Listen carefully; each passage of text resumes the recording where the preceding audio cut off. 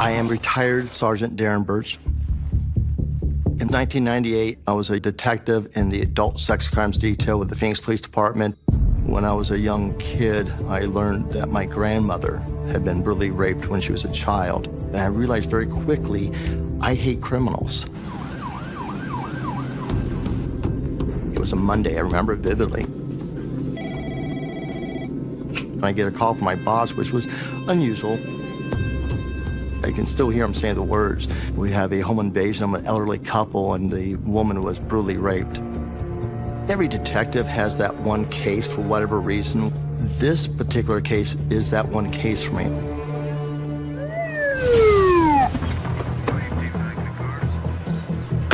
What do we got? We have 2 elderly victims in their 80s. Birch is briefed by the officers on the scene that John and Hazel Durnovich live in this house. They've lived there for many, many years. They were childhood sweethearts who'd grown old together. John was a big, spry man, worked in the construction industry so he could fix anything. Hazel was a beautiful woman. She was still running the show at the house, even at 81, you know, in great shape. Birch learns they've both been removed by ambulance to a hospital, both in very critical condition.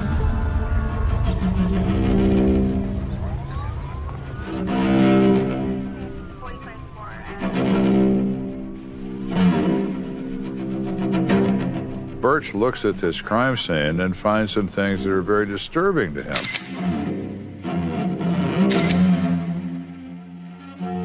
Birch is well experienced. He's seen about everything. This he'd never seen before. The scene was very violent. We had a lot of blood, a lot of weird items. He sees an instrument laying on the floor that is covered in blood and has gray hair attached to the blood. This is a solid steel bar. This is the instrument used to bludgeon this victim. He sees a bloody flashlight. There is a can of Crisco vegetable paste open on the floor with a bloody imprint of the flashlight in the Crisco. It was a horrible scene. This was about as grisly as it gets. The rest of the house had that typical burglary ransacking look, where drawers were open, things were strewn about. It was hard to tell if anything was really missing. Are they looking for money, weapons, jewelry, things that commonly can be turned into cash? Birch is still trying to determine what's happened here. Birch also wonders why one victim is inside this home, but her husband, John Durnovich, is in the backyard. Why would he go outside? Over here, we found him on the ground. In the backyard, there was this drag mark where we found John. It looked like he was in the area of the circuit breaker and had been dragged from that location on the side of the house. We could see the power box door was open. And he looks at that box and he notices that the master switch is off. So somebody turned off the power to this home. Why would that happen? Looking at the yard, we found this beautiful, pristine shoe print. It was beautiful. It was the only thing we had, but it was beautiful. That's as useful as a fingerprint. It can be extremely unique. And if we find our man wearing a pair of Reeboks, we can match the shoe on his foot to the impression in that mud, which puts him at this crime scene. All right, Don, you got it from here? Yep. All right.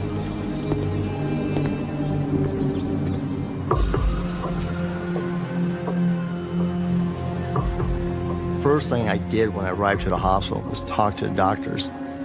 The doctor explains that Mr. Durnovich has suffered a subdural hematoma as a result of blunt force trauma. A subdural hematoma is a bruising of the brain. Basically, the brain is swelling. He was hit about 5 times with a metal bar. John, I'm Detective Birch with the Phoenix Police Department. How you doing, John? All right. Do you remember what happened today, John?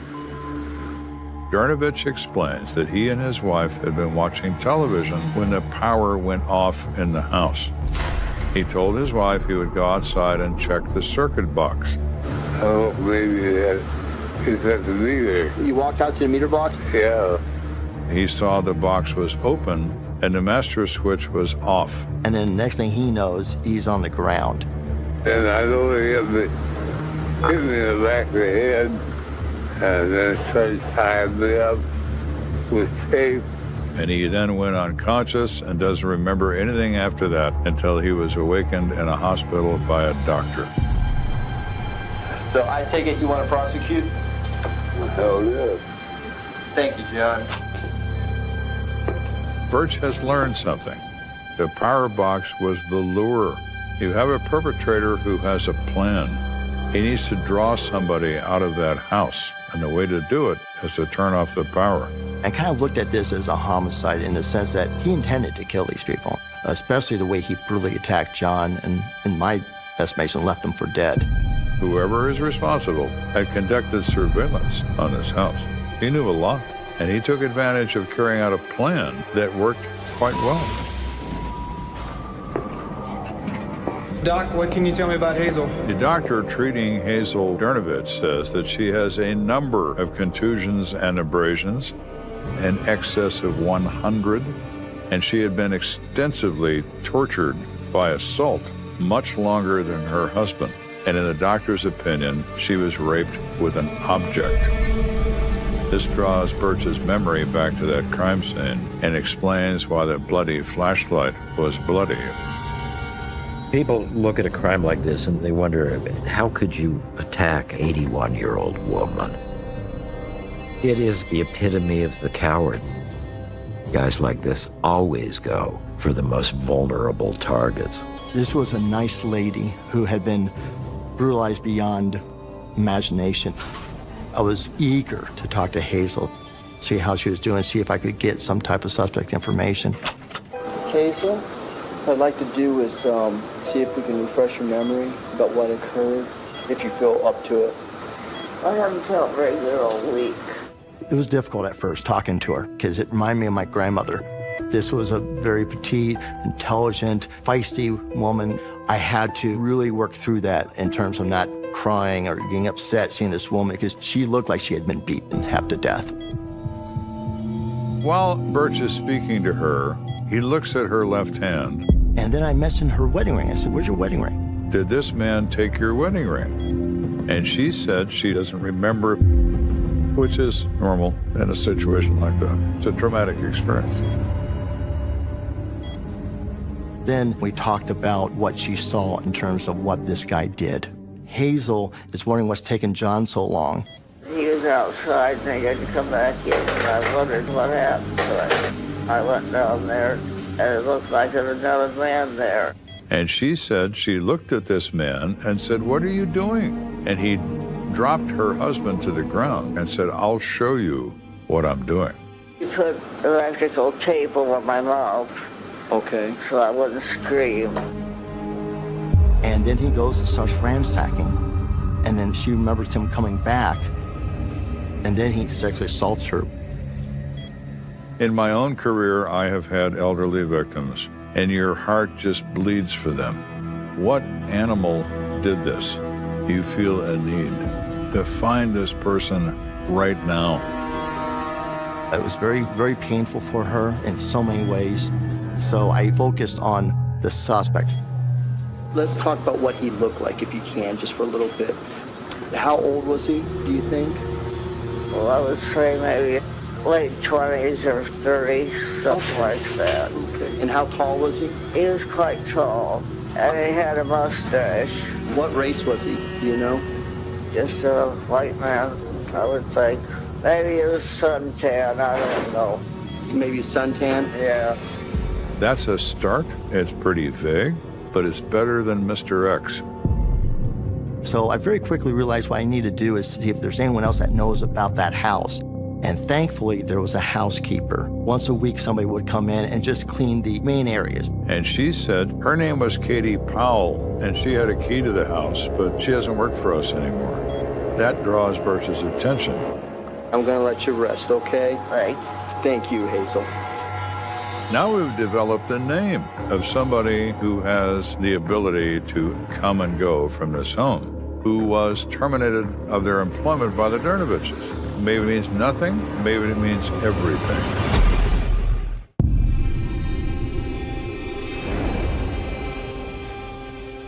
Detective Darren Birch at Phoenix PD is investigating the brutal attack of an elderly couple, John and Hazel Dernovich. This was a violent attack in their home. You're not human if it doesn't affect you in some way. Detective Birch has interviewed the victims in this case and has learned that they terminated a housekeeper in the recent past. Her name is Katie Powell. I scheduled a sit-down videotape interview, knowing that if something goes south, she lawyers up, I'll never see her again. I had to eliminate her as a suspect. How's he feeling? Better. I started off very casual, not knowing where it was going to go. Do you remember what you're doing that Monday? Don't have any idea. No I recollection. don't know. Well, maybe that might be able to help you with it. Think back at, first of all, when you first realized something had occurred. Let's talk about that. Oh my God. What were you doing then? I was sitting down watching TV. I could not believe what I was hearing. That's the only way I can describe it. I mean, it was just so devastating. It's like somebody hit me with a bat. It's the only way I can describe it. It hit me that hard. She seemed very nice. She seemed genuinely concerned about John and Hazel. She didn't appear deceptive. He said to her, "We understand you were fired by the Dernoviches. Can you tell us about that?"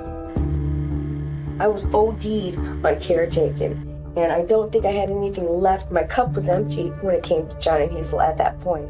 And I have a bad back, and I can only work. That's a big house for one person to clean. But I think Hazel was really getting attached to me. She loved me. I loved her. I always tell her, I love you guys. Be good to each other. There wasn't really an issue with it in terms of bad blood. I didn't get that feeling at all. Let's see here, your work.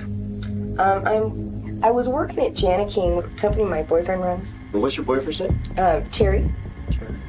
As a matter of fact, it was funny too because when all that happened, Terry had gone, "You were just over there."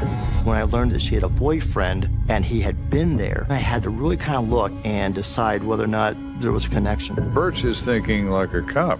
Everything about her says she's not a participant, has no knowledge of this offense. But her boyfriend, Terry Finley, is an X-Factor. What about him? He knew about the house. He knew about the layout. All those things that the suspect might know, he would know. So I had to eliminate him. Mr. Finley? Detective Birch, Phoenix PD. Mind if I ask you a couple questions? Sure. Birch then explains that he's in possession of information that Finley had recent contact with the Dernovich family, and they've been attacked in their home.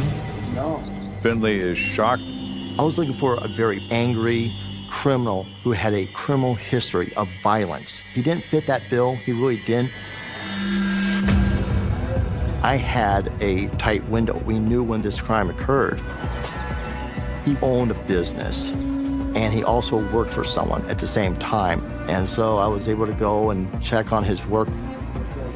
Mr. Finley was at work during the time frame of the crime, so he had no opportunity to be a participant in it. All right, appreciate your time. Thank you. No problem. So what could be a lead is gone. Mr. Finley could not have done this. Birch is now in an unenviable position of having the best reliance on evidence found at this scene. With such a violent scene, generally you get some type of evidence like sweat, DNA from the skin where someone's grabbing someone. Rape, you're gonna have some type of DNA generally. I was shocked when he told me, we have nothing. Nothing but the shoe print. We don't have any DNA, we have no fingerprints, we had nothing other than a shoe print in the back alley. No DNA, fingerprints. I may have had doubts with any other crime scene detective if they had told me they had nothing. But from Don, I knew for him to come up with nothing, there was nothing. The indications are he wore gloves. Once again, a planned attack. This is not this guy's first rodeo. He knows not to leave touch DNA and other physical evidence behind. This was a very difficult case from the get-go. They had experienced crime scene folks go in there with a fine-tooth comb, and they couldn't get anything that could lead them in the direction of this suspect, because the suspect was really careful. I mean, these crimes are really just mind-boggling. Police have determined that the perpetrator selects his weapons from what he discovers in the premises. In this particular MO, the suspect came with nothing other than gloves. He literally got the duct tape, the metal bar used to attack both John and Hazel, the flashlight. All these items were already at the scene, and that actually shows a sign of a organized ability to adapt to what's there. So he will have a criminal history, and sadly, he's gonna have a future until we catch him. The crime scene didn't give us any leads, so we have to recanvass the area. We talk with neighbors. You never know what people see. I'm with the police department. Sorry to wake you up. But the only thing that Birch learns is that everyone thinks that Hazel and John Dernovich are wonderful. Why would anyone want to hurt them? They're the nicest people in this neighborhood. I got to almost know the couple through the friends and neighbors. It was a love story. John and Hazel were grade school sweethearts, and they complemented each other, and they grew together. They'd been together for 60-plus years. You know, they had a life together and were enjoying perhaps the last act when this terrible turn of events took place. So more positive news about the family, but no news about who Mr. X might be. Hazel called me every day, and I knew something was up because I got a voice message from her. First message. This is Hazel, and I just wanted to tell you that John had a heart attack Wednesday, and he's in the Baptist hospital, and I am too, so if you'd like to reach us, you can call us. Thank you. I was so focused on the investigation, I didn't realize he was in harm's way and he was going to die. For them to, in the golden years, be brutalized like this and have that beautiful marriage end with such horrible tragedy. Not that I needed something to keep my focus on this case, but I just could not erase it. I could not erase that message. Birch was overcome by anger, by rage, by guilt that he hadn't found who did this yet. I've had cases like that. I know what it feels like, and it is awful. It is beyond awful. Failure wasn't an option, and that really sounds like cliche, I know it, but it really is so true. We could not fail Hazel and John with this case. We had to solve it. We had to give them justice. Darren Birch is a very good man, and I'm not at all surprised that he was the one that took it upon himself to see what I think would initially appear to be an almost impossible case. It would be him that took it on and said, hell with that. I'm going to solve this, and I'm going to find that guy. Am I surprised that Darren did that? Yeah, I'm impressed, not a bit surprised. To label him just by his profession that he was a police officer, and he was that and a great one, but it sort of limited him because he's just a great man and a good guy.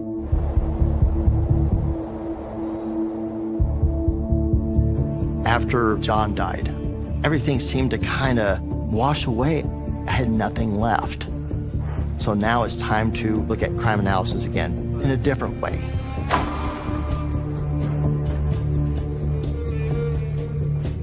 And that's when I really looked at the crime scene photos, and I noticed her hand, and there was no wedding ring.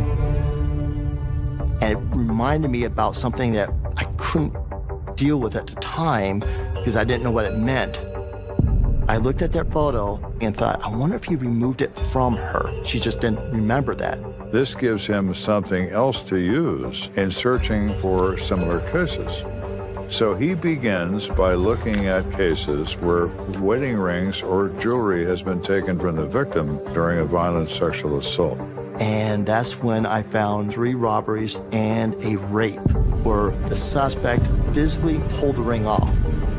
That was huge. That was my guide.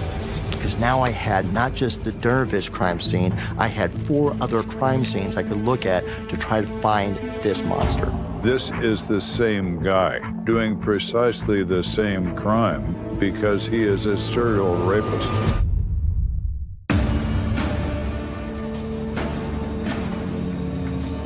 Detective Darren Birch is investigating the attack on John and Hazel Dernovich. It's already cost John Dernovich his life. He has discovered other cases involving precisely the same MO. This is a serial rapist. By their very nature is what they do, what they want, what they live for. He'd sneak up behind people in the dark of night or attack them while they're laying in their beds. He was brutalizing, tormenting these people who really are the most vulnerable victims. When Birch is reviewing these 4 cases he finds in Phoenix, he notices that one particular victim seems to have more details than any of the others. The one victim that really was wonderful in terms of helping police was Sophia Rosenthal. Thanks for coming down. We appreciate it. Whatever it takes to find him. She is one of the best witnesses Birch has ever encountered. That's the only way I can describe it. She says this man recently broke into her home, attacked her, stole her wedding ring off her finger with such force that he broke her finger. During my interview with her, I kept referring to the suspect as a white male, and all the other reports said white male. Or Mediterranean look. She distinctly remembers his appearance. She literally said he was Mediterranean. And that was huge because that gave me another direction to take this. Birch decides to put her with a police artist so they can draw this individual. But she's also an artist and asks if she can draw the picture. Now, that's extremely unusual, but Rosenthal has the skills necessary.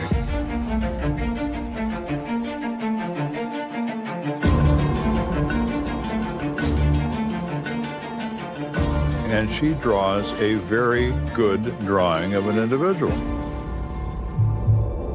Birch is elated that he has this drawing of this guy to show to Hazel Dernovich.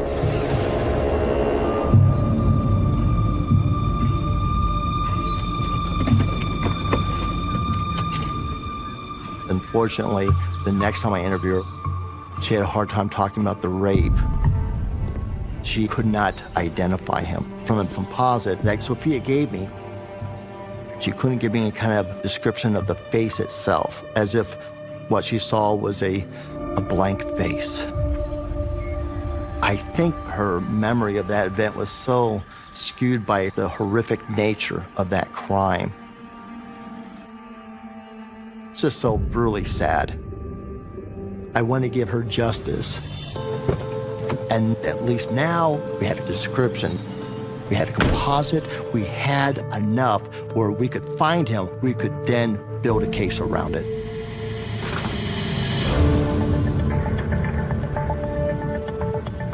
Birch has no idea where this guy is.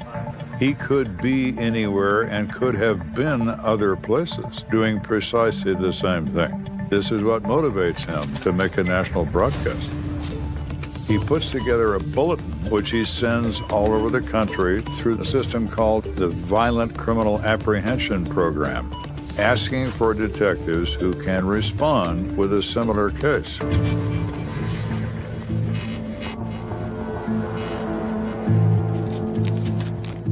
I had to catch him. We had to. He's gonna kill someone if he hasn't already killed someone. When you put out these bulletins, you wait for it to simmer on the stove to see if it makes soup. You're hopeful you're going to get replies, but you have no way of knowing if you will. And at this point, oh my gosh, 9 months is going by. The frustrations were horrible, heart-wrenching. Every week, I put that bulletin out, week after week, after month after month.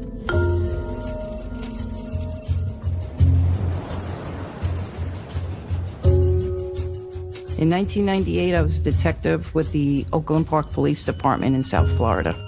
Teletypes would come through 24 hours a day from all agencies. Each day when I came to work, I would kind of skim through them to see if anything pertained to what I was doing. And there was a teletype from Detective Birch from Phoenix. And I'm reading the teletype, and this could have been reading my own police report. It was the same exact story.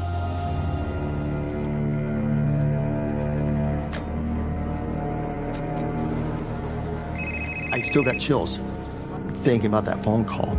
Karen told me I have a case just like yours and happened on October 20th. October 20th is literally the next day after the Dernovich crime. That shocked me. To be that brazen, such a sexual predator, that 24 hours later, he does a crime other side of the country. I was assigned a home invasion case that resulted in a sexual battery.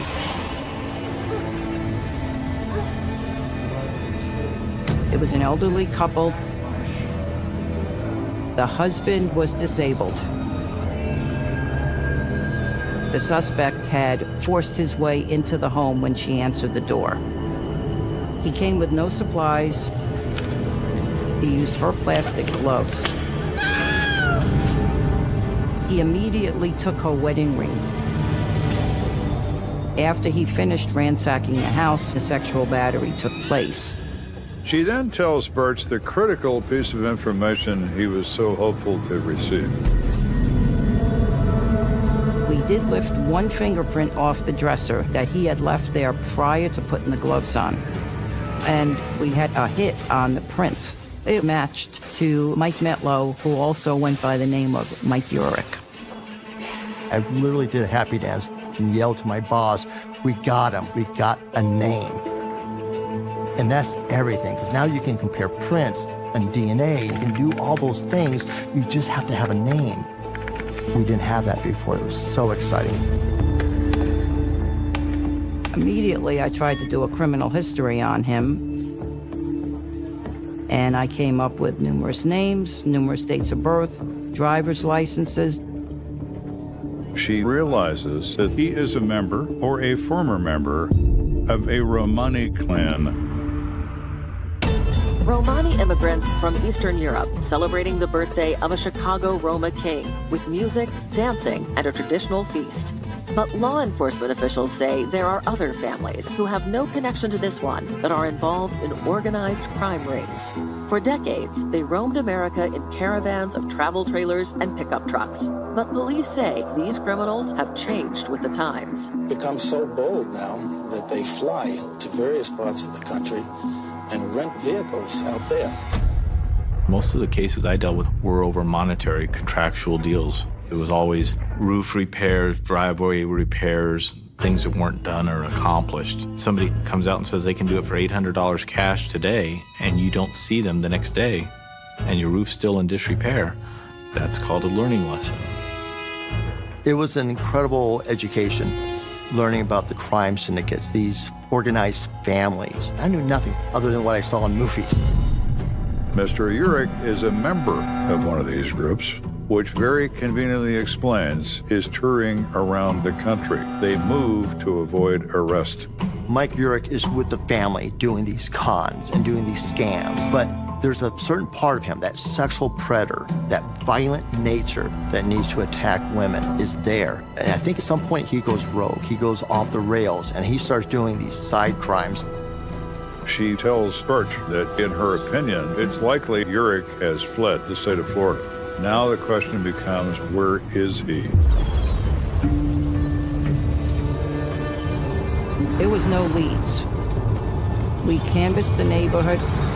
I found one neighbor that had found a yellow station wagon during the time of the crime parked 2 houses away. He thought it was odd because it had Arizona tags on it, and that was a rental house that was vacant.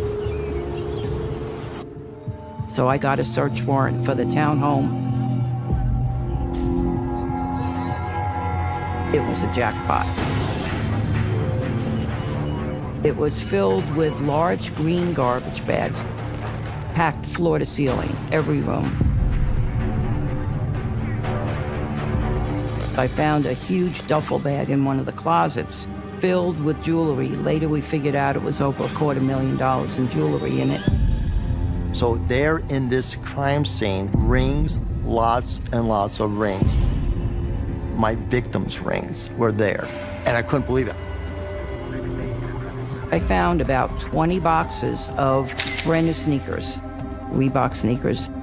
When I had talked to Detective Birch, he said he had a footprint left at his scene from a Reebok sneaker.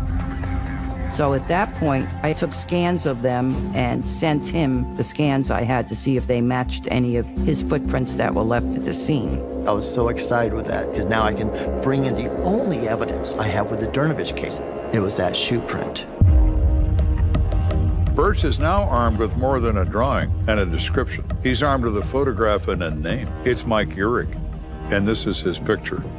He adds that to his bulletin and sends that across the country, and what returns is a flood of information. Police departments from across the country are reporting activity of Mike Urich. So I'm getting calls from Nevada, Utah, Texas, New Mexico, Indiana. I'm just getting flooded calls.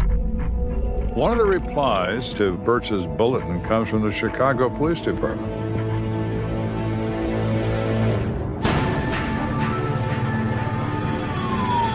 They informed Birch that patrol officers responded to a crime in progress where Michael Urich was attacking an elderly woman without realizing that her daughter was hiding upstairs and was on the phone to 911. Chicago PD arrives and arrests Mr. Urich in the act of committing the crime. When they take him before a judge and a court, Urich's attorney argues that he suffers from mental incompetence. He was convicted and sentenced to a mental health ward, and I was able to explain to him who this monster was that they had in custody. They had no idea any of this was happening. They just had their one crime.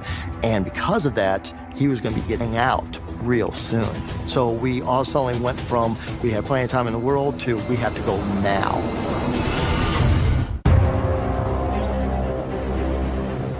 Detective Birch has been working the Dernovich case and has obtained information that his suspect is Mike Urich, who is currently in a psychiatric ward in Illinois. Birch's plan is to go there, interrogate Urich, and get information from him that allows him to be charged in the Dernovich case. There are probably a dozen other states that want a piece of Mike Urich, and Birch is determined to get the first slice of Urich's pie. Birch is aware he needs to move quickly. Darren realized that there are other cops in other cities that are going to grab this guy. And he said, you know what, for John and Hazel, I'm going to make sure they come back to Arizona. He takes his sergeant and they fly to Illinois to interrogate Mike Urich before he's released and in the wind again. What was nice about having a supervisor like Jim Markey is that he was like a detective. He truly cared about these cases and excited like a detective when they're starting to piece it together, when the trail starts to make sense and everything goes to a suspect and you get him in custody, that excitement of getting your man. On top of that, the brutal nature of this criminal and these poor victims that lay in the wake. He was as galvanized to make sure this guy paid for these crimes, so it was great. And it was kind of nice having him there because I had this supervisor. There was a lot of pressure. And so I was nervous. I've done so many interviews in my 30 years. It was different in the sense that I had so much at stake. I kept hearing the recording of Hazel talking about when John died. I wanted to get him to make some admission. He has a cassette tape with a 30-minute span. He's got 30 minutes to have Urich say something incriminating. And when he started walking up, he's a big guy. He could have squished me with one thigh. I mean, that's how big this guy was. And he has that look, like, the only way I can describe it is arrogance. And he comes in, and there's a calm that came over me.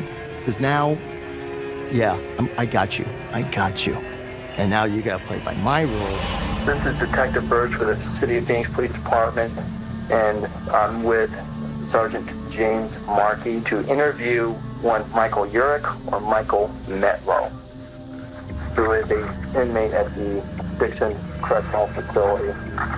And you are Mike Metlow? Yep. Okay, Mike, I'm Detective Birch, and I'm from a long way to talk to you. As the conversation begins, he waives his rights and says he has nothing to hide. Perfect, Mr. Urich. Let's have a conversation. Birch begins asking innocuous questions. Could we have an address for you? I can't tell you exactly the address, but it was Phoenix. You remember the freeways? Because that kind of helped me get an idea of what part of Phoenix. The 27th Street, Camelback. 27th Street, Camelback? Yeah, 27th Street. I had so much adrenaline and excitement by this time that I was containing it because I knew he had just given up himself at the location where the Dervish lived at the time of the crime. He doesn't react to that, but in his mind, strike one for Mr. Urich. I'll be honest, it's a guilty pleasure. It's a guilty pleasure to be able to look at that monster in the face and use a ruse against him. So I talked about the property aspect of his crimes. He was stealing rings. Now, I don't even understand why you even coming with it, but you guys can't all this way to this? Why do you think we're here? Yeah, think about it. I don't even know what you're talking about. There's a way of talking to the con men. You have to confront them every time they tell you a lie or every time they change their story, and you can't let it wait. Hey, Mike, I'll be honest with you. We're going to go for the kill zone. We're going to go for the whole enchilada, Mike. We're not here. They think they're conning you. You got to confront them immediately because it throws them off. Jim Markey showed the shoe print and said, well, these are your shoes, as if that's a given. When you see those pictures, what you got there? You'll notice the Reebok for the shoe print. And I got lucky on this one. I really did. These are very unusual shoes. They did a warrant in Florida and came up with the same shoe box, which is of this special type of shoe. And then he bid on it. That's in my shoe print. I was shocked. My jaw may have dropped because I did not expect that. That's strike 2 and 3. He's an instinctual animal when it comes to physical attack, but he's a moron when it comes to anything else. We had very little time left in the recording, so I felt this was the perfect time to bring the hammer down. We have nothing to lose, and we have everything to gain. Okay. Let me really straight up with you. We have two victims that positively identified you. One of them did a composite, which was a beautiful composite, actually. But now we have these two other rings. And we know it's you because it's a print and it matched it with this and with prints that we got at the scene. And with this photo, we had the case. It was a done deal. And then the cherry on top is what we would call is physical evidence. Physical evidence doesn't lie. People can make mistakes. People can lie. But physical evidence, prints don't lie. And is it not Phoenix right now? It is. When you get a statement like that, then you just hit the ball out of Yankee Stadium. You did this in a few minutes, and Urich is beyond cooperative in terms of providing you with the rope you need to hang him with. And the look on his face, that's when he exploded. It was like popping a balloon. There's more than sufficient evidence to cause the extradition of Mr. Urich back to Phoenix, Arizona to face charges in the Dernovich case. And since they have him first, everyone else is going to have to wait.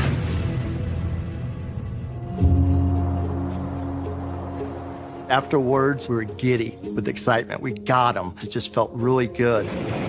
So good that before we hit the plane back to Phoenix, we saw a Chicago Cubs game at Wrigley Field. It was really cool. It was just one of those moments that I'll never forget.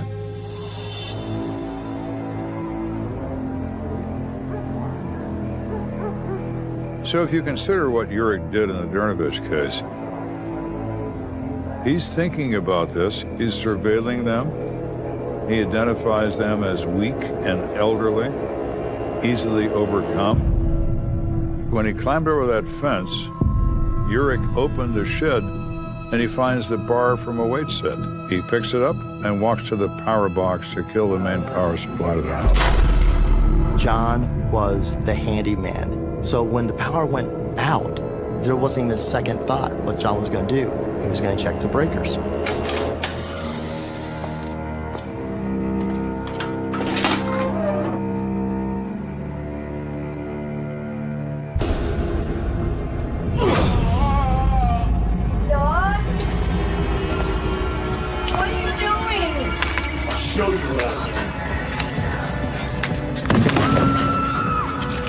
Idea of a home invasion, both husband and wife brutally beaten, gagged, bound, and then for her to be raped was beyond the pale. After he assaults Hazel, he takes her wedding ring. He commits this violent, horrible crime, goes right back out over the same fence, leaves his shoe print in the mud, and goes on his merry way. He's off to find another victim. As soon as we take the flight back to Phoenix, we have the photographic lineup that I've done with these other victims, these robbery victims. That's him. And every one of them was able to positively identify Mike Urich as the person who attacked them. I have all this great stuff, this literally, truly a mountain of evidence. He pled out to a lot of crimes. He pled out to the sexual assault of Sophia. He did plead out to attacking John and Hazel. It was just a matter of sentencing him. He knows that he's going to be locked up in a box for the rest of his days, and decides the coward's way out is to end his life. He makes a noose out of a bedsheet and hangs himself in the cell. I was glad. He saved the victims from having to go to court. I was very happy to hear that he killed himself. It really was.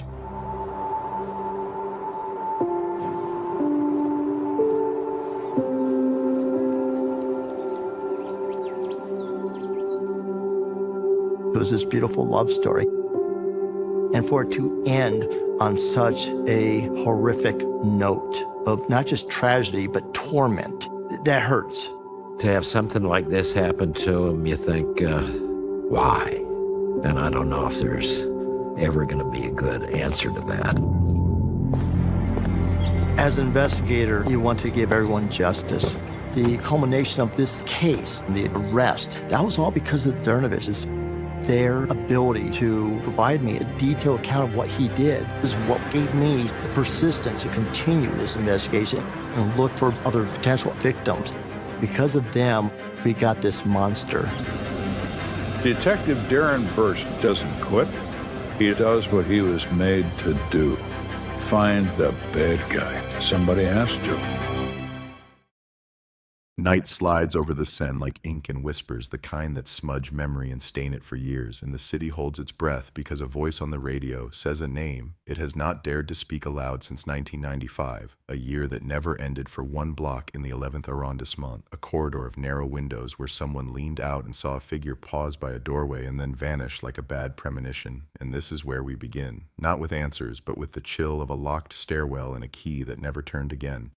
Because the door opened once, and the air inside the flat was colder than it should have been. Colder than Paris in late November, colder than the river, and when the first uniform stepped across the threshold, he said a simple word that cracked, and it sounded like a headline. Cold case, mystery, shock, because the room did not show a struggle, and yet the struggle had happened somewhere just beyond sight, a drag in the carpet pile, a scuff on the skirting, a glass upright on the table with a half-moon of lipstick that did not match the victim's shade, and the city's heartbeat fell out of rhythm. She had a name that reporters learned to say with care, Camille, 23, a bookstore clerk with a spare camera and a notebook full of little observations about strangers on the metro, a collector of moments, A quiet person who noticed everything until someone noticed her noticing. That is the line detectives circled in her journal. That is the first spark in a dark room. And you can feel the room even now, the stillness like a bell ringing underwater, a clock with the second hand stuck, the way the Seine looks in winter when no one is watching, iron gray and unreadable. The city went on, because cities must. But inside a precinct office on Boulevard Voltaire, a box filled with bag traces sat on a high shelf and gathered the dust of 10,000 days. Fibers, Polaroids, a train ticket stamped late. The faint smell of cigarette smoke that belonged to no one in the file. A partial print that laughed at the database. A hair that said Brown but gave no name. They called it a dead end. They called it a wall. They did not say curse because the word had no place in the report. But the building kept a hush like superstition. People remember the headlines from that week. They remember the first photo the papers ran, a candid on the footbridge near the Canal Saint Martin. Camille turning her face at the last second and smiling small, caught between step and step, a person in motion who would never finish crossing. Before the internet made everything endless, a story could still fade, and this one faded slowly, printed lighter and lighter until only the family kept the contrast sharp. Her mother folding the page and placing it under a framed picture that faced the door, her father reading the articles in the kitchen and not finishing his coffee, a brother who swore he saw a shadow that matched the suspect sketch every time the metro doors slid open at Sharon. The sketch became wallpaper in the mind, a sharp jaw, a knitted cap, a nose that might have been broken once, none of it enough. We returned to the apartment, to the quiet of that first night, because it is the root of everything. The concierge heard a soft argument in the stairwell. A man's voice lowered the way people lower their voices when they want the words to bite without echo, and then the sound of a bottle clinking against the banister, the little metallic ping you cannot forget once you hear it. In her statement, she called it insignificant, memory edits to protect the editor. The postman recalled an envelope with no return address that arrived 2 days earlier, thick with something that slid when he tilted it. He could not say whether Camille collected it. The open window said winter, but the radiator said summer. The dial turned high, as if someone wanted to sweat the room until it flushed out a secret. And on the table lay a receipt from a camera shop on Rue Oberkampf, dated the morning of the day she disappeared. The clerk later told police she picked up a roll but did not linger. He remembered a second customer standing too close, a tall man with a habit of looking at your mouth instead of your eyes. He remembered a smell, not cologne, something like glue or solvent, something you would use to take things apart quietly. The clerk could not describe the man's hands, which frustrated him for years. He imagined the hands afterward and invented details, scar on the thumb, bitten nails, but he knew they were inventions and kept them out of the official story. The detectives tried to make a straight line out of crooked pencil marks. They canvassed the block and found an older neighbor who said Camille was polite in the old style with a nod that belonged to a different decade. They found a bartender who said she came in twice a month, always on a Tuesday, always sat by the window and read letters no one saw again. The bartender remembered one letter with a stain shaped like the country of Italy. He loved that detail. He offered it with pride. It went nowhere. They found a student who had asked Camille out and been gently refused. He cried in the interview for longer than seemed reasonable, and the lead detective wrote in his notebook the same sentence he would write after every interview that winter: no resolution, all evidence whispers, nothing speaks. Then the city turned the page because it had to fill the next day. Another story, another siren, another winter. You can almost hear the case settling in the archive, the lid closing like a sigh, the label yellowing, cold case. The phrase feels clinical until you meet a family that carries it like a door that will not open. The mother's hair went white in a year. The father stopped fixing things he could not fix with his hands. The brother began to run every dawn because someone had to move fast somewhere for the world to make sense. Paris grew up and grew past it, then grew around it the way a tree grows around a wire. The bookstore changed owners, then changed names. The flat was repainted and rented to a couple who knew nothing and slept well. But a thing like this throws echoes. 10 years on, a young cop digitizing records found the Polaroids bundled in a slumping paper envelope tied with a soft blue ribbon. The ribbon felt wrong. It felt personal. Evidence should not feel personal. He scanned and cataloged and did not breathe when he saw one of the photos in color for the first time on a modern screen. It was the doorstep of Camille's building, late afternoon, a slice of shadow, a cigarette butt near the drain, and a faint reflection in the glass, an outline more than a face. He flagged it. He ran enhancement. He reached the limit of what software can guarantee and then kept going because curiosity is a cousin of obsession. He printed it and walked it down a hallway to an older detective who had been there in 1995 and who rarely spoke of it unless the river flooded and forced old things to the surface. That man looked at the photo and did not blink for a long time. He said one word, cap, then he said another word, paper. The young cop asked what paper meant. The older detective said the suspect carried a roll of brown paper. He had not written it down because it felt like nothing. He had kept it in his head for a decade and then two, and now here was a photo with the edge of a rolled tube by the figure's side. Could be a poster, could be nothing.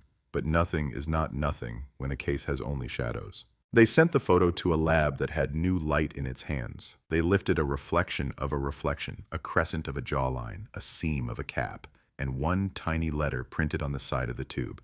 Not an A, not an O, it might have been an R. They argued for hours over the alphabet as if the letter could stand up and introduce the man. Then someone thought about the camera shop, posters, developer, solvent, and somewhere the city's old map began to redraw in their heads. They walked the route from Rue Oberkampf to Camille Street again in their minds, and then on their feet. And the city offered them a new detail it had withheld for 20 years, a shuttered framing store halfway between the two. Closed in 1997. Owner retired to Marseille. They found him alive and sharp and tired of the city's noise even at a distance. He answered the phone like it might be a debt collector and then warmed when he heard the word police spoken slowly. He remembered a winter day. A young woman with dark hair and a neat scarf who brought in a small print that mattered to her in a way the size did not explain. He remembered a man who entered behind her and pretended to browse. He remembered a smell that did not belong in a framing shop, sharp and chemical, and the way the man's eyes settled not on the frames, but on the girl's reflection in the glass. The owner thought he would remember that gaze until he died, even if he forgot the names of his own grandchildren. He remembered one more thing. The man paid cash for a cheap poster map of Paris, rolled it into a tube, walked out a minute after the girl. The timing made the old man cold over the phone 20 years later. He told him he had mentioned it to a beat cop once, and the cop had nodded and moved on. The old man assumed it was unimportant and then told himself it had to be unimportant to sleep at night. And there it was, the line that had been waiting, thin and stubborn. Map tube, solvent smell, cap, reflection. They could almost hear a city square its shoulders. They reopened the file with ceremony and with none. They sent the hair for a new kind of test. They ran the partial print again against a larger, fatter database of men who had done things they should not have. They learned a new word, genealogy, and then learned what it could do when a third cousin looks into the past out of sheer curiosity and opens a door that has been painted shut. The first ping was faint, a family in Auvergne. The second grew louder, a soldier who left the army in the late 90s. The third became a cord, a man who worked night shifts in a warehouse in 1995, who wore a cap in every photo, who lived 2 blocks from Rue Oberkampf and moved to a different arrondissement a week after Camille vanished. He had a minor record for theft, nothing violent, nothing you would look at twice. Another man who liked to pass unseen. When they knocked in the present day, he opened without asking who it was, the way people do when they have never expected the past to hold a grudge. He smelled like a garage. His hands were clean in the way hands are clean after gloves. The detectives asked about 1995 and watched his pupils tighten. They asked about a framing shop. He blinked because most of the city had forgotten it and he had not. They asked if he liked maps. He said everyone likes maps. They asked to swab his cheek. He made a joke about television. He handed them his DNA and thought the future would continue to be his ally. It did not. The lab ran fast. The result did not whisper. It spoke. And yet the voice it used was not enough for a courtroom on its own. They still needed the story to stitch tight. They still needed the thread that went from a solvent smell to a door that opened and never closed again. So they unraveled his life politely. They went to the places he left behind and listened to people talk about nothings that became something when lined up like fence posts across a windy field. A landlord who remembered a last month paid in coins. A woman who dated him briefly and said he kept a roll of butcher paper by his bedside because he liked to sketch floor plans of apartments he had never lived in. A coworker who said he once joked he could break into any life if he watched long enough. Watcher. That was the word the case had wanted since the first day. Someone who noticed the person who noticed. Someone who wrote their own headlines in a whisper and then pressed them flat in the dark. The city remembers in layers. It turned for a moment and faced that year again, breathed out a fog that looked like a girl crossing a footbridge, and the river seemed to pause out of respect or superstition. This is not closure yet. This is the beginning of an ending, the first footstep on a stair that is weighted. And Paris, expert in mystery, leaned in. The city wakes to sirens that only the old can hear, and to memories that refuse to die on command. And somewhere a light flickers above a stairwell that has not changed since 1995, and the case file breathes again as if pulled from cold water, and the investigation moves like a shadow at the edge of a cafe mirror because movement is the only thing that makes sense after years of stillness, and the detectives start with the last day because the last day is the only thing that can pretend to be a map. And they draw a thin line from Rue Oberkampf to the footbridge photo, and then to the narrow doorway with the crooked bell, and they walk it at the same hour and in the same pale light, and they count the minutes between shop and street and between street and stair, and they feel the air like a witness who will not testify. The young cop carries the Polaroid in a hard sleeve, and the older detective carries the past in his shoulders, and they say the facts out loud, as if reciting a spell that might coax the truth into the open, and their voices are low and steady, and the words are small and sharp. Camille leaves the shop before noon. She buys bread from a bakery that still smells like mornings from another century. She keeps the receipt because she keeps everything. A tall man enters the shop after her and pretends to be interested in a poster. He pays cash. He exits with a tube in his hand and a ghost on his face. There is a solvent smell. There is a cap. There is the strange quiet of a person who thinks he has become invisible by wanting it enough. The detectives stop where the framing store used to be and look at the blind facade, and you can almost hear what the walls remember, and then they move again because regret does not make evidence and time does not slow for anyone. And they turn the corner where the concierge once heard a bottle touch metal, and their footsteps echo, and it sounds like a clock learning to tick again.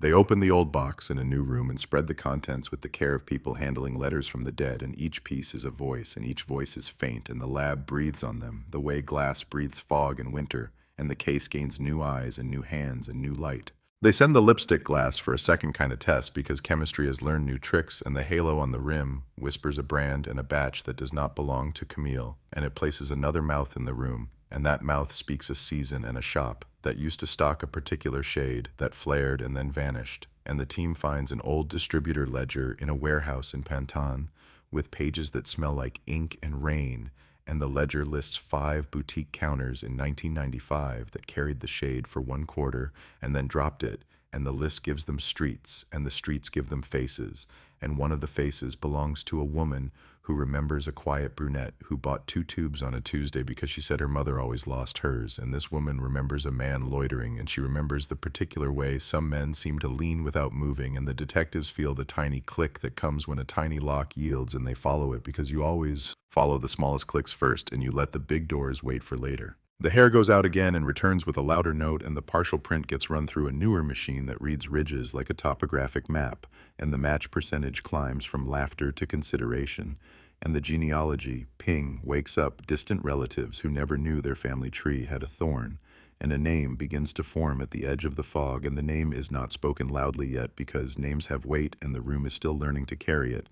And the team brings in a photogrammetry expert with quiet hands who treats the Polaroid like a relic, and she builds a 3-dimensional space from a 2-dimensional moment, and she bends light to reverse the reflection in the glass, and the crescent of a jaw becomes a measurable curve, and the seam of a cap becomes a model that can be tested against known examples, and the tube edge reveals a print letter so thin you can mistake it for a scratch, and the expert does not mistake it.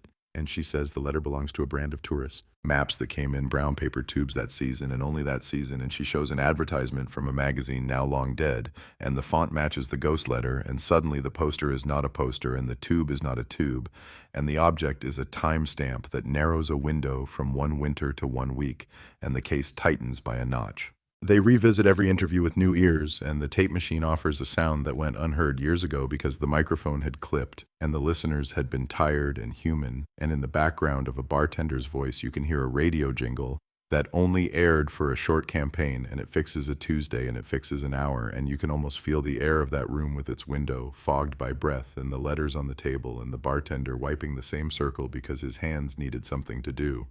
And on that Tuesday, a man stepped in and did not order and looked at a reflection instead and left without leaving a tip because he had not bought anything. And you can make a shape from these nothings, and that shape begins to point. The knock they made on the suspect's door still hangs in the hallway of the present, and the cheek swab sits in a steel drawer, and the man with the cap lives in 2 times at once. And the detectives look at him in 1995 and in now, and the overlay is a kind of truth. And they start to pull it as history the way you pull it a loose thread on a heavy coat. And they find the factories that closed around him, and the nights he worked, and the shopping lists he kept in no one's handwriting, and the storage unit he rented for 6 months and abandoned without paying the last week. And they get a warrant because the new math of DNA gives them the right weight to push the door, and the lock clicks, and the roll-up groans. And inside there is not much, and yet too much, because the past does not tidy up for company. And on a metal shelf sits a box of maps in brown tubes with dates written small at the ends, and a smell that takes the older detective straight back to the framing shop and the lab tests, the glue, residue, and it sings the same chemical note as the trace from Camille's table, and that is a new line on the board, and lines become roads, and roads lead to doors. They work the suspect's circles with the precision of surgeons and the patience of fishermen, and they find a co-worker from the warehouse who kept a diary for reasons of his own. And the diary notes a joke about floor plans on a Tuesday, and a man who liked to talk about angles and sightlines and fields of view, the way other men talk about football, and the coworker remembers the cap and remembers the way the man's eyes snap to any reflective surface like a moth to a window, and the team listens and records and thanks him and steps back into the corridor where the air tastes like an approaching storm because the pieces are no longer scattered, and the case is starting to cohere in the mouth and in the mind and in the city at large, and newsrooms begin to mutter because old stories never truly die, and Paris likes a mystery almost as much as it likes an answer. They request a controlled interview, and the man sits with a lawyer who looks like a person performing a ritual, and the questions are simple because simple questions create the longest silences. And the man says he did not visit Rue Oberkampf in 1995, and then he corrects and says he might have, and then he says everyone went there, and then he says maps are a hobby, and then he says glues are used in many trades, and each sentence is a small door closing.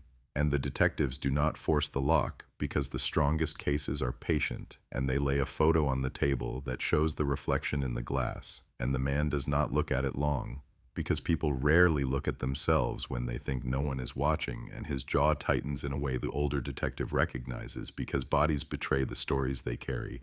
And the interview ends with polite words and impolite eyes, and the case walks back to the lab. In the lab, a cassette emerges from the bottom of the evidence box like a relic from a drowned room, and someone had written kitchen in a careful hand, and no one had digitized it because equipment had changed and people had moved on, and the cassette goes into a machine that still hums, if you treat it gently, and the room falls quiet, and the sound is the hum of a radiator that should have been off, and the clock tick that should have been steady, and then the faintest scrape like cardboard dragged on tile, and then a breath that does not belong to Camille because the cadence is wrong, and because a person hears the way they speak, even when they are not speaking.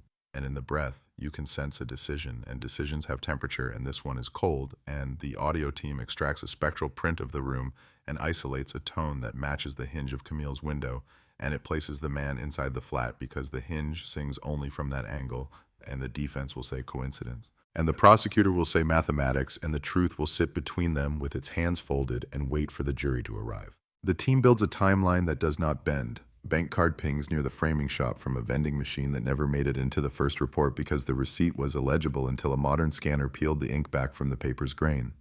A witness who left Paris years ago and now sells honey in Dordogne remembers a man who admired a jar, not for its taste, but for the way the glass caught the light and threw it across the counter. And he asked what time the light did that every day, and she laughed and told him, and he did not laugh back, and she did not like the moment, and she remembered it, because the body remembers the small shivers that warn you.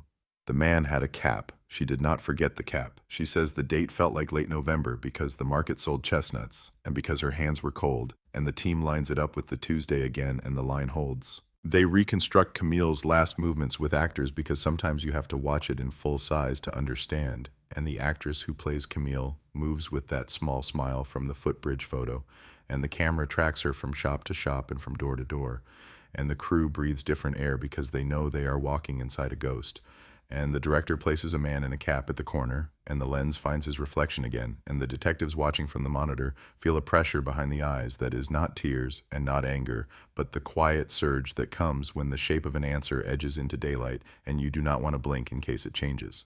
The family watches nothing of this because they have watched enough. And yet they know on the day the lab calls and the mother is in her garden picking rosemary and she feels the phone before it rings because some calls cross the skin first and the detective speaks and says, "We are close." And the mother sits on the low wall and looks at the olive pot and the ants making a patient road. And she says, "Tell me when close becomes a thing I can hold." And the detective says, "I will." And his voice is a promise to himself as much as to her.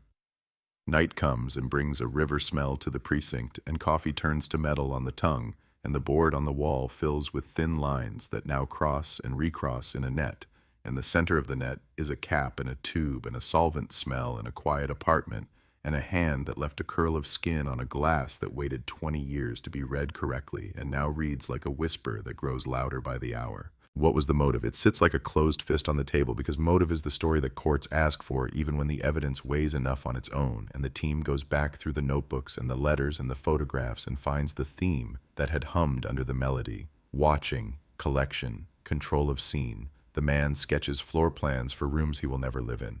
The man walks routes that others walk and times them and notes where the light hits glass. The man fixes on a woman who notices everything because to him she is a mirror and he wants to own the mirror or break it.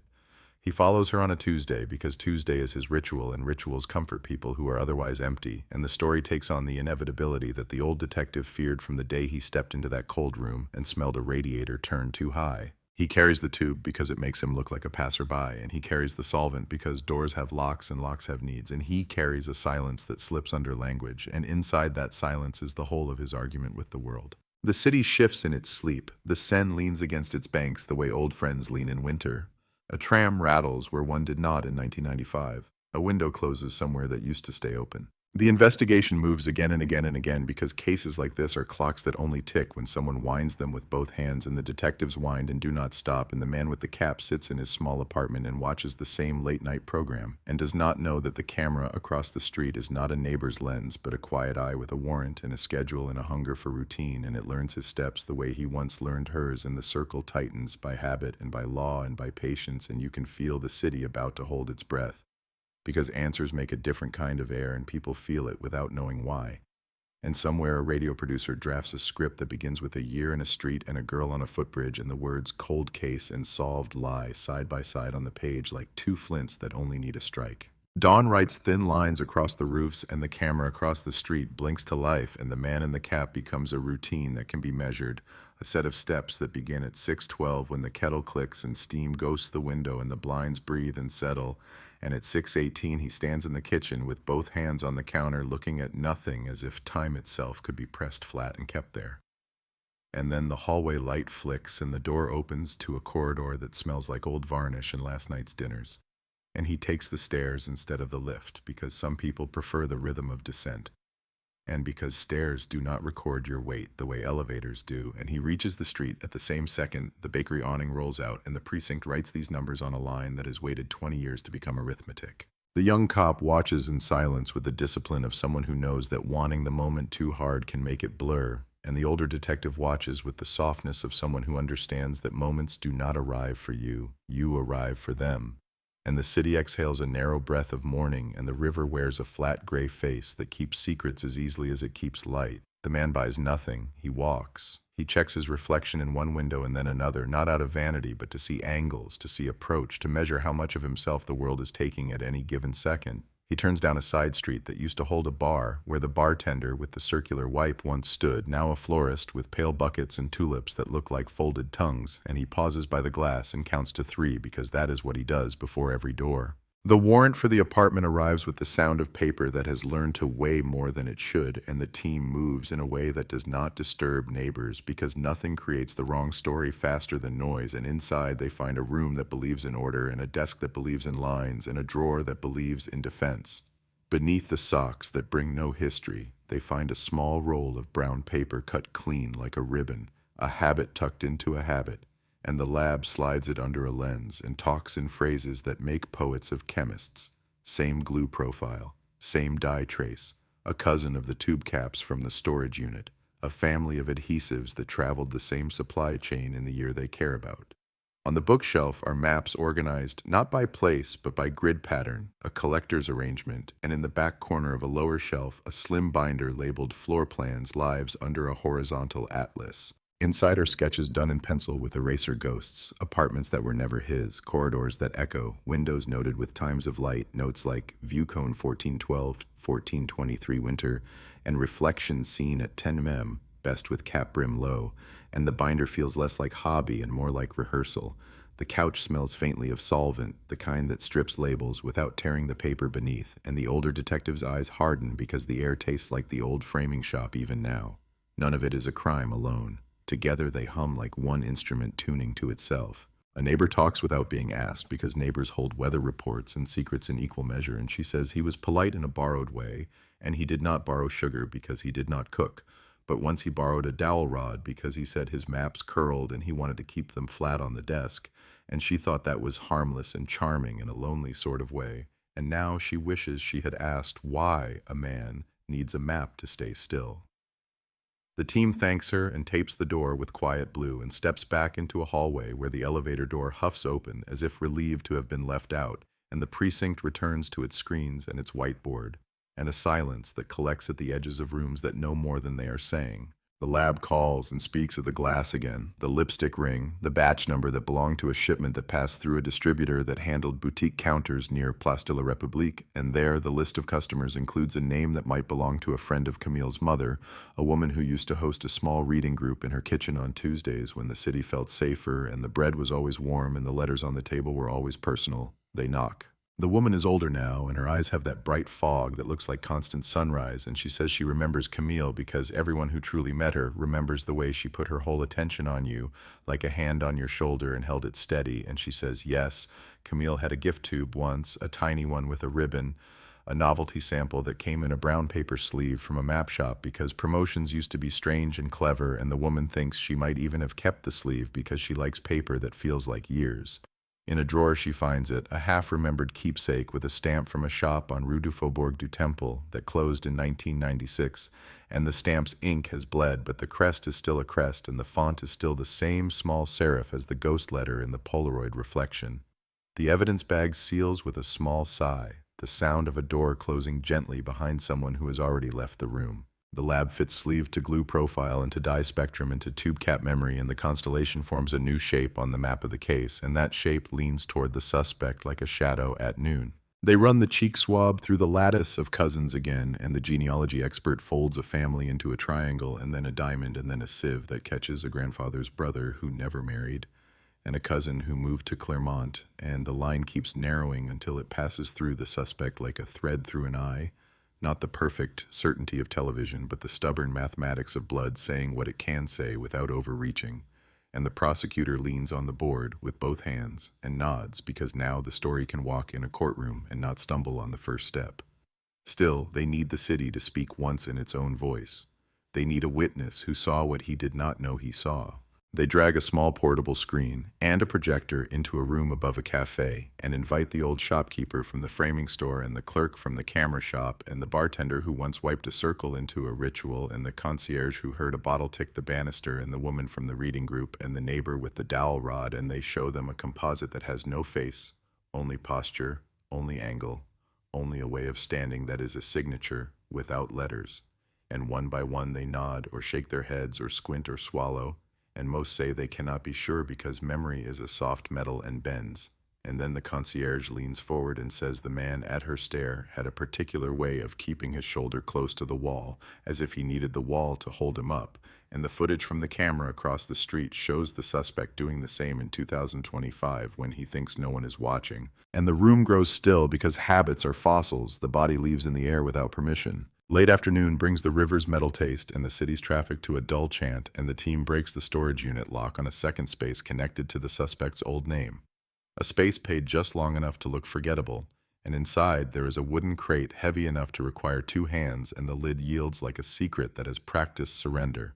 And within are clippings cut small, headlines without dates. The parts of the stories that carry the pulse words, cold case, missing, shock, a private collage of the city's unsolveds, and beneath the clippings a black notebook with neat columns of numbers and 2-word entries that look like appetites disguised as errands. Window glare 1420, stair squeak second landing, lift bell silent after 22H. And the detective who has carried the past in his shoulders flips the pages and feels the punch of recognition. because he has written this book himself too many times. Only his version ends with evidence and arrest, and the other man's ends with the moment of control that froze Camille at the hinge of a Tuesday. He closes the notebook like closing a door gently to keep it from rattling. Night comes, with a rain that barely commits, and the suspect walks the same triangle between home and corner and kiosk and home, and at the kiosk he buys a newspaper and does not read it and slides it into his coat, and when he passes the window, the camera catches a sliver of his face in a reflection, and the photogrammetry expert pinches the screen and hums because symmetry is a story all by itself, and this face, older, heavier, is still the face that stood by a doorway in 1995 and watched a person vanish into a stairwell that would return her to the world only as an absence.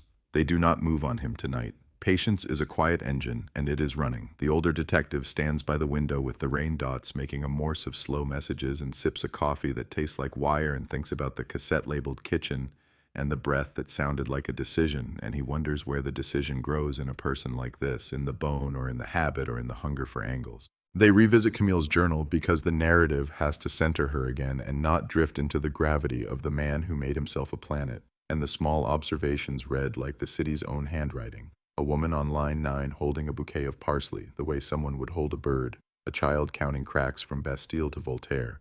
A man wearing a cap always checking the shine in the train doors. And the detective underlines the last one and writes in the margin, "See him first, even here." And for a minute, the room feels like a chapel where people go to remember the right name for things. Not the legal name, not the reporter's headline, but the private name that carries the person back into view. They find a roll of negatives in the evidence envelope that the early team logged but never printed because budgets and because time, and now the lab prints them large and spreads them like a contact sheet for the living. And there it is, a candid from across a street, where a reflection turns a cap into a black crescent and a jaw into a line, and in the background, a map shop window with a little paper crest just like the one from the reading group drawer. And the lab overlays, map, crest with crest, and reflection with reflection, and the geometry is stubborn. The prosecutor wants a thing you can hold in your hand and point to without needing a projector or a cousin's genome, and the team gives her a small paper sleeve in a bag with a date and a ledger line that ties it to a store that pushes us back toward the suspect's street. And it is not a brick, but it is a stone, and stones are how you build a path in water. She nods and says, "We are almost there." She says, "Do not spook him." She says, "Let him walk where he thinks he is invisible and watch him gather the rope himself." The surveillance team watches him write a list on a scrap of map cut from a corner, and the list is milk, batteries, tape, and the older detective's throat tightens at the word tape because tape means surfaces and tape means holding things where you want them to stay, and he remembers the faint adhesive ghost on Camille's table that belonged to something temporarily fixed. They knock on doors at the edges of the old triangle, doors no one bothered in 1995 because the city had not yet learned what it could learn in quiet, and a retired postman with a memory like a drawer of rubber bands says yes. A man once came to the sorting room and asked if a parcel could be held if he missed it, and the parcel was a poster tube, and he did not want it returned, and he signed a name that looked like his but was not, a letter swapped out like a tooth in a smile, and the postman remembers because he disliked the way the man's hand hovered over the page before touching it, as if hands have to ask permission. The records from that depot are pulp now, but the story is a weight that adds to the scale. The detectives tally the weights and watch for the line where the scale tips from theory to charge. It is close. Close makes people clumsy. They refuse clumsiness. A new test rides in on a term that did not exist in the old file, touch DNA on paper fibers, and the lab treats the notebook and the map corner and the tube lids like a tired orchestra and coaxes one more note, and the note is not a song, but it is the right key. Consistent with the suspect, consistent with the storage unit profile, not exclusionary. The caveats are there, but the music is there too, and the team feels the city's shoulders draw back, the way people stand taller when a rumor of justice passes by. In the precinct, the board holds the timeline taut now, and there is an opening in it shaped like a door. The door is a judge with a pen. The door is a night with no rain. The door is the sound of knuckles on wood. They choose the hour that echoes 1995 because even skepticism has poetry, and at 11:07 on a Tuesday they step to his door with a paper that is not heavy, and yet he feels its weight when he opens, and the hallway smells like varnish and memory, and he wears no cap now, and his hair is thinner, and his eyes touch the older detective's face and slide away like a habit checking a window, and the older detective says his name, and the name does not argue because names understand when their time has arrived. He is courteous in the way he always is, and his voice has no tremor, and the young cop watches the angles of the room, not the man, because angles tell truths that faces refuse. They sit him at the small table, and the kettle hisses a sound like the past trying to speak, and he says, "Do you want tea?" And the detective says, "No, thank you." And the suspect says, "Then why are you here?" And the detective lays a small, clear evidence bag on the table, and inside the brown paper sleeve from a reading group drawer settles like a leaf in water, and the suspect's pupils make the smallest contraction, a shutter blink, the body recording light. The detective does not lean. He does not raise his voice. He names streets. He names hours.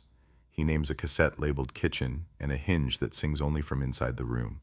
He names a cap and a habit and a hallway that remembers footsteps even when the people forget. And in the air between them, the city holds still like a coin above the palm, waiting to fall to one side or the other, waiting for the name of the story to change shape in the mouth. The silence inside that apartment stretches like a wire pulled too tight. The hum of the kettle fades, the air thickens, and the detectives watch the man across the table the way surgeons watch a heartbeat monitor. Not for what it shows, but for when it skips.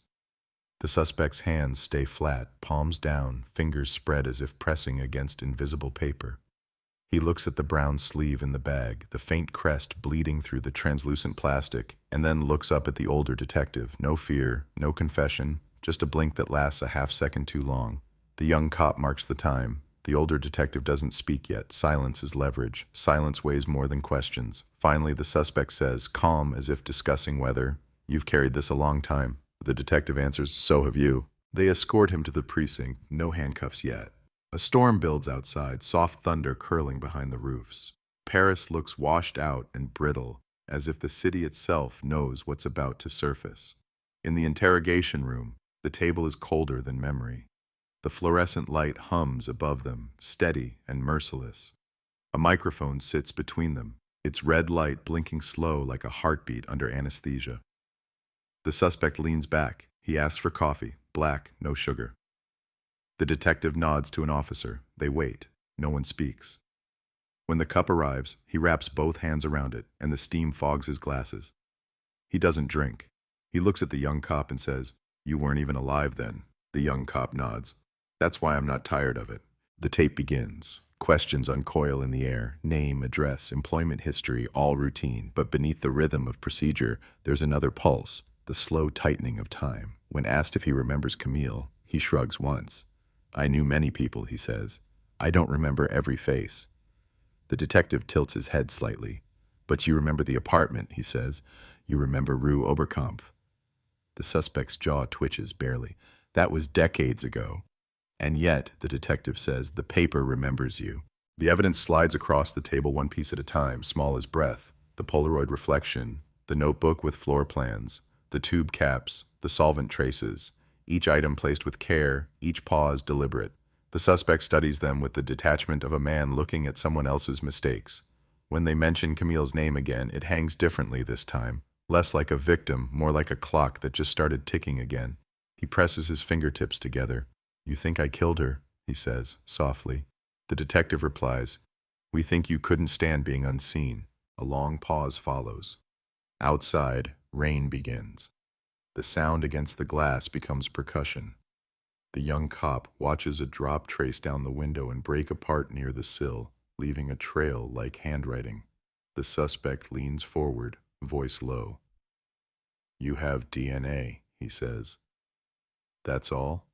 The older detective doesn't answer. He slides a new photo. A colorized still of the Polaroid reflection enhanced through photogrammetry, and places it in front of him. It's the shadow of a man's face, half glimpsed through glass. The suspect looks at it, his eyes narrowing, and for the first time, his voice loses rhythm. "That could be anyone." "Yes," says the detective, "but it isn't." The lawyer beside him clears her throat, smooth and rehearsed. "We'll need all lab records, chain of custody details, and—" The detective cuts her off with a calm wave. "You'll have them, but tell your client something first. We're not guessing anymore." The lawyer turns to the suspect, searching his face, but he's staring at the photo still, at his own blurred ghost from 30 years ago, captured in a reflection he never knew existed. The storm outside grows teeth. Lightning flares over the river, turning the rain silver. The interrogation ends for the night. The suspect is escorted to a holding cell, not charged yet, but no longer free. The cell is narrow and clean, a single metal bed and a strip of light that hums like the city at 3 a.m. He sits on the edge of the mattress and watches the wall. His reflection in the stainless steel sink looks smaller than he remembers.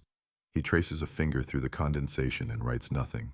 In the squad room, the detectives regroup. The board glows under fluorescent light, threads stretching between faces and years, each pinned name trembling slightly as if alive. The young cop stares at Camille's photograph, the one on the footbridge, caught mid-step, mid-smile, and says, "If we lose this one, it'll haunt us like it haunted them." The older detective nods slowly. "It already has. That's how we found it." The lab report lands at dawn. Under ultraviolet analysis, micro-residue on the notebook paper reveals fingerprints partial but distinctive enough to match the suspect's right thumb. A print he left 3 decades ago, sealed under graphite in time. They run it twice. The machine confirms the match with 99.87% confidence. The number feels colder than any confession. The detective reads it once, then folds the paper without ceremony. "That's the wall," he says, "and we've just walked through it." They bring him back into the room. He looks the same, still calm, unreadable. But there's something different in his silence now, something calculating. The detective lays the new report on the table. "This is yours," he says. The suspect's eyes skim the lines, unflinching. "Science can lie," he murmurs. "Not about fingerprints," the detective replies. "Not about the way your thumb fit into a story 30 years deep." The air grows heavy. Somewhere down the corridor, a phone rings twice and stops. The rain slows. The suspect shifts, crosses his legs, and finally looks up. "You don't know why," he says. "Even if I told you, you wouldn't understand." The detective leans back. "Then try me." The suspect's voice is almost a whisper now. "She saw me. That's all." He pauses, eyes distant, fixed on something no one else can see. "Not the way people usually see. She saw me behind the glass, in the reflection. I wanted to stay there."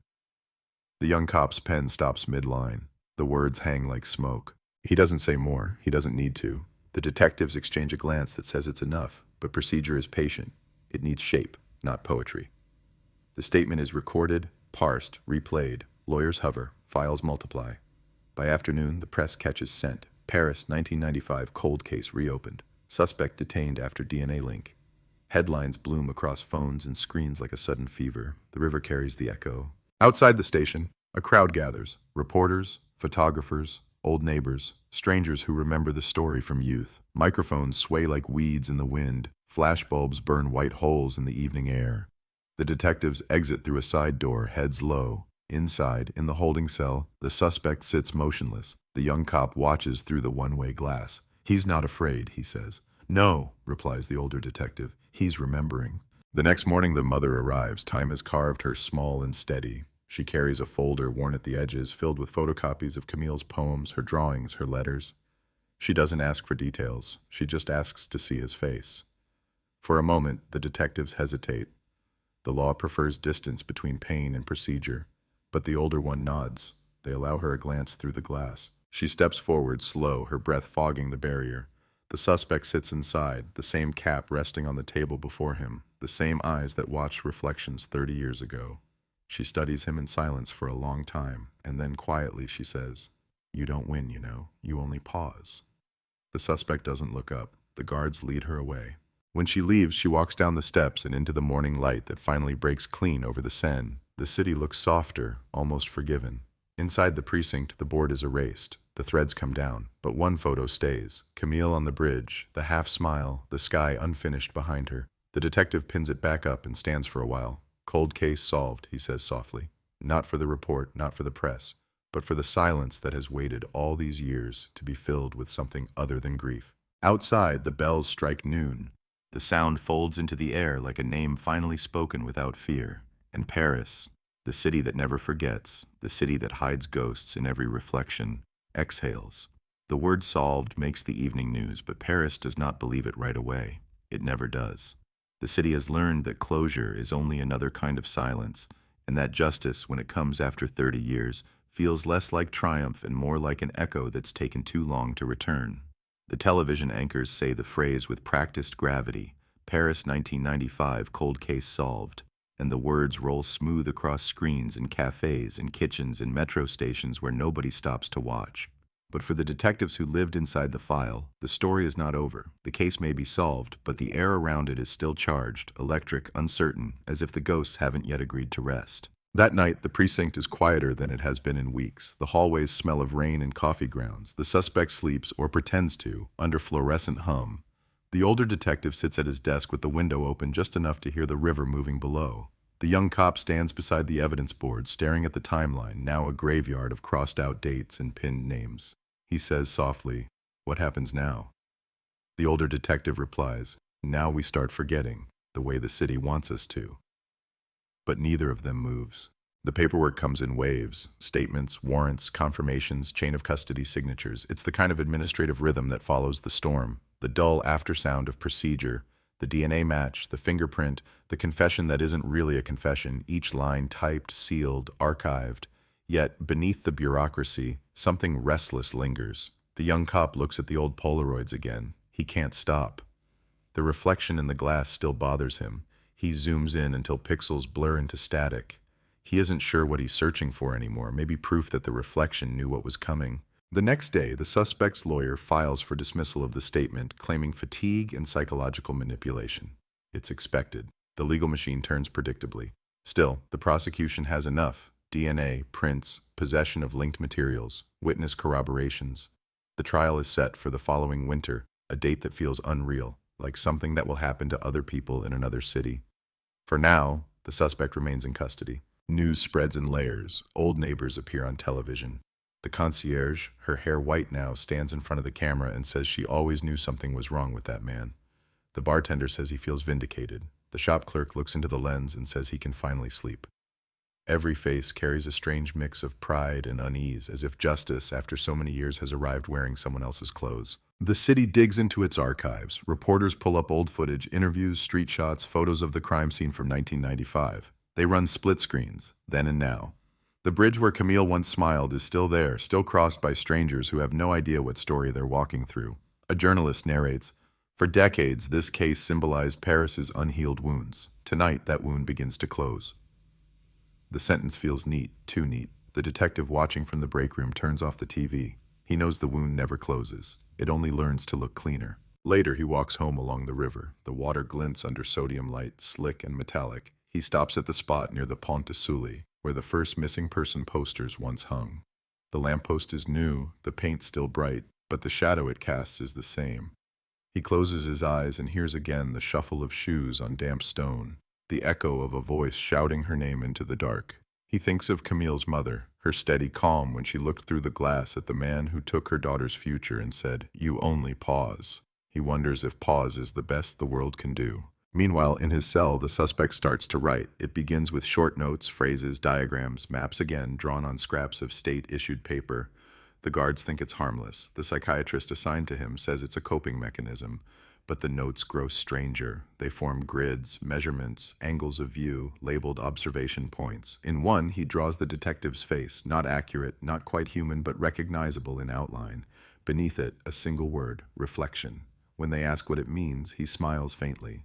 "It's all reflections," he says. "She was one too." The trial approaches. The case re-enters headlines. Columnists call it the case that refused to die. There are think pieces about forensic technology, about the ethics of time, about memory and obsession. True crime podcasts replay snippets of the old news audio, police sirens, crowd noise, that word shock spoken over and over again in different accents.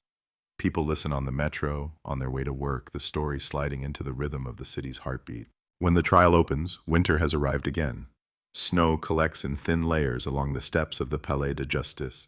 The cameras gather, lenses fogging in the cold. Inside, the courtroom is hushed, too warm, smelling faintly of old wood and new fear. The suspect stands behind glass, his expression unreadable. The detectives sit near the front, not as witnesses today, but as ghosts of their own story. Across the aisle sits Camille's mother, wrapped in a gray shawl, her hands clasped around a small pendant.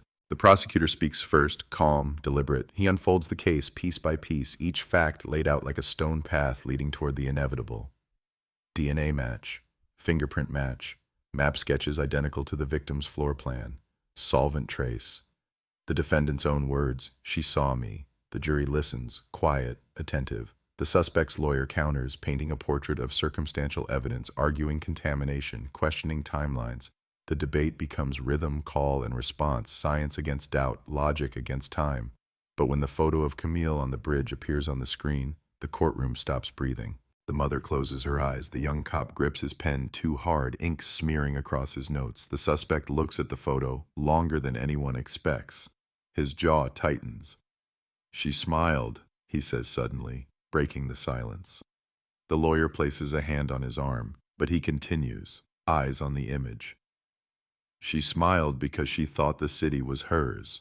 It never was." His voice is calm, almost tender. The judge strikes the gavel. The words hang, poisonous and final. Outside, the press explodes. Defendant breaks silence, claims victim thought she owned the city. It becomes headline fodder. Another storm of outrage. The trial drags on for weeks. Testimonies pile up. Experts debate probabilities. Every night, the detective dreams of the reflection in the Polaroid, that shadow of a cap, the faint curve of a jaw. He wakes before dawn, always to the same thought. Some ghosts do not belong to the dead. The verdict comes on a gray morning. The jury files in, faces pale with exhaustion. The judge asks for silence. The words are short, procedural, almost mechanical, guilty of murder in the first degree. The sentence, life imprisonment without parole. The suspect nods once, no reaction, no apology. As he's led away, the detective swears he sees a flicker of relief, not fear, perhaps even satisfaction, as if the man has finally been seen one last time. Outside, the city erupts again. Cheers, tears, headlines, the machinery of closure. Reporters shout into cameras, justice, 30 years late. But in the quiet after the noise, the older detective walks alone across the Ponte Sully. The snow has begun to melt, turning the pavement slick and shining. He looks at the water below, at the faint reflection of the bridge lights trembling on the surface. For a second, he imagines Camille's smile there, caught in the ripple, just as the Polaroid once caught it mid-step. He murmurs her name, not as a case, but as a promise. Behind him, the city's bells start to ring, slow, deliberate, heavy with rain and history. The sound drifts over rooftops, down alleys, through the old arrondissement that once held its breath. And somewhere, far beneath those bells, in a cell built for forgetting, a man sits in half-light tracing invisible lines on the wall, sketching yet another map, one that leads nowhere. The case is closed, but the reflection remains. The trial's aftermath settled over Paris like ash after fire, quiet, weightless, and impossible to clean. The city tried to move on, as cities do, swallowing its shock and filing it under history. But history, especially here, had a way of leaking through walls. Every corner of the 11th arrondissement still carried that cold hum, the faint electric residue of what had been uncovered. Tourists walked the same streets where Camille once walked, unaware of the cracks beneath their feet, the ghosts humming under the concrete. Only the detectives, the mother, and the city itself understood that what was buried was never really gone. The story became television. A true crime special aired 2 months after the verdict, slow-motion shots of bridges, corridors, the old apartment door. They played the Polaroid again, that blurred reflection everyone now knew by heart. The narrator said the words "justice" at last, but the tone was too rehearsed, too smooth. The detectives didn't watch. The older one had already transferred to a quieter division, cybercrime, ghosts of a different kind. The young cop stayed behind, still walking the path between the camera shop and Camille's building every morning, because some habits refuse to die when the truth finally arrives. At night, the city whispered again. The Seine, slow and dark, reflected light that never seemed to belong to the sky. Some said they saw a figure standing on the same bridge where Camille was last photographed, just after midnight, looking down into the water. Some said it was her mother. Others said it was her. Paris breeds stories the way the river breeds mist. Inside the prison at Fresnes, the man once known only as the suspect began to fade into numbers. His name, stripped from headlines, became an inmate tag stamped on a wristband. He was quiet. Too quiet. The guards called him the cartographer because he kept drawing. Small sheets of notebook paper filled his cell walls, maps of rooms that didn't exist, grids of light angles, window reflections labeled with times of day. He talked to no one, except sometimes, late at night, when the cameras hummed, he would look up and whisper, "She saw me first." The psychiatrist wrote in his report that the prisoner was fixated on observation and invisibility, obsessed with sight and being seen, as if his crime had been an attempt to correct something in the world's vision. He refused medication, he refused confession, he just kept sketching. One guard said he caught him tracing the outline of a woman's face on the concrete with water from his cup, watching it evaporate. The image was gone in seconds, but he sat staring at the spot long after. Meanwhile, Camille's mother began sending letters, not to the police, not to journalists, not even to the prison. Letters addressed to her daughter. Each one began the same way. Today the sky was clear. She placed them in a wooden box by the window, never mailing them. Once, during an interview, she was asked what justice felt like. She answered, like breathing in a room that still smells of smoke. The young detective, restless, visited her one afternoon in spring. The house was small, quiet, filled with books and soft colors. She offered him tea. They didn't talk about the case at first. They talked about weather, the way people do when they're too tired for grief. Then he asked why she kept the photo of Camille by the door instead of on the shelf with the others. She smiled faintly. Because she was leaving when it was taken, she said, and I want her to keep walking. After that, he began to dream differently. No longer about evidence or clues, but about doors half open, doors that led to stairwells where light fell just right, doors that waited to be entered but never were. He understood then why the case had held him, because it was never just about death. It was about sight, about the act of being seen and the danger that comes with it, about what happens when the watcher becomes the watched. Months passed. Paris bloomed into summer. The cafe on Rue Oberkampf reopened under new management. The walls were repainted. The old bartender came back for one drink, sat by the window, and said the air still felt heavy. The new owner shrugged. Maybe the ghosts tip well, he joked. The bartender smiled thinly and left his glass half full. Then, one evening in August, a guard at Fresnes noticed something strange. The prisoner's sketches had changed. No more grids, no more rooms. Only water, endless ripples drawn over and over, blue ink filling page after page, each one labeled with a date. The last one read simply, Seine, midnight. He was calm that night, ate his meal, slept, or pretended to. By morning, the cameras showed an empty bed. No sign of struggle, no window broken, the door still locked. On the desk, one last sheet of paper, a hand-drawn map of Paris, a thin red line leading from Fresnes to the river. The warden called it impossible. The guards searched every corridor. No trace. The security footage blurred for 7 seconds during the night. Static, white noise, nothing. When the picture returned, the cell was empty. The news broke quietly. The public had grown weary of the story, moved on to new tragedies. The official report called it an administrative error, but within the precinct they said something else. He walked out, the young detective whispered. He walked right through his own reflection. The older detective, now retired, read the report at home. He didn't believe in magic or ghosts or vanishing acts, but he believed in repetition, in patterns that come back when the world isn't looking. He walked to the bridge that evening, the same one, always the same one, and leaned against the rail as the lights flickered across the river. For a moment, in the dark water, he thought he saw 2 figures, one standing still, the other turning to look. Then the reflection broke apart in the current. Back in the city, life continued as it must. The shop reopened. The river flowed. The case file gathered dust again. This time labeled closed, no further inquiry. But sometimes, in the precinct hallway late at night, young officers swore they heard footsteps echoing where no one was walking. One said he saw the outline of a cap reflected in the glass of the evidence room door. Another said it was nothing, just shadows, just imagination. Paris, after all, is a city built on reflections. Every window, every puddle, every river bend holds the ghosts of things once seen. The detectives knew that. The mother knew that. Maybe even Camille knew that. And somewhere under the dim orange lamps of the embankment, the water carries it all. Faces, sounds, fragments of stories, fragments of truth, flowing quietly beneath a city that still hasn't learned how to forget. The file ends there. No final signature, no resolution, just a single note in pencil, written in the margin of the last page. Cold case solved, until it wasn't. The report about the missing prisoner stayed buried for almost a week before someone in the press found it. A short article appeared on page 9 of Le Parisien. Convicted killer escapes from Fresnes. No trace found. The story didn't even mention Camille's name, just a man connected to the 1995 Oberkampf case. The nation didn't react. The world had moved on. But in Paris, in the corners of cafes and late-night radio shows, the whispers started again. People said the city had released something it couldn't control. The detectives came out of retirement in practice, if not in title. The young cop, now older, now with lines beneath his eyes that made him look more like the man who had taught him, returned to the precinct on his own time. The board was gone, the pins replaced by newer tragedies. But the memory of that case was still there, like a watermark you couldn't erase. He pulled the file from the archive anyway. He opened it and saw Camille's smile again, saw the bridge, saw the reflection. He sat there until dawn. Officially, the prison blamed a malfunction. The cameras had glitched, the logs corrupted. No one could explain how a man could vanish from a locked cell without a trace. They said maybe he was dead, dissolved in bureaucracy, misplaced like a file. But the older detective knew better. He'd seen what obsession could do, how it could make a man invisible long before the world noticed he was gone. Weeks later, a photograph surfaced online.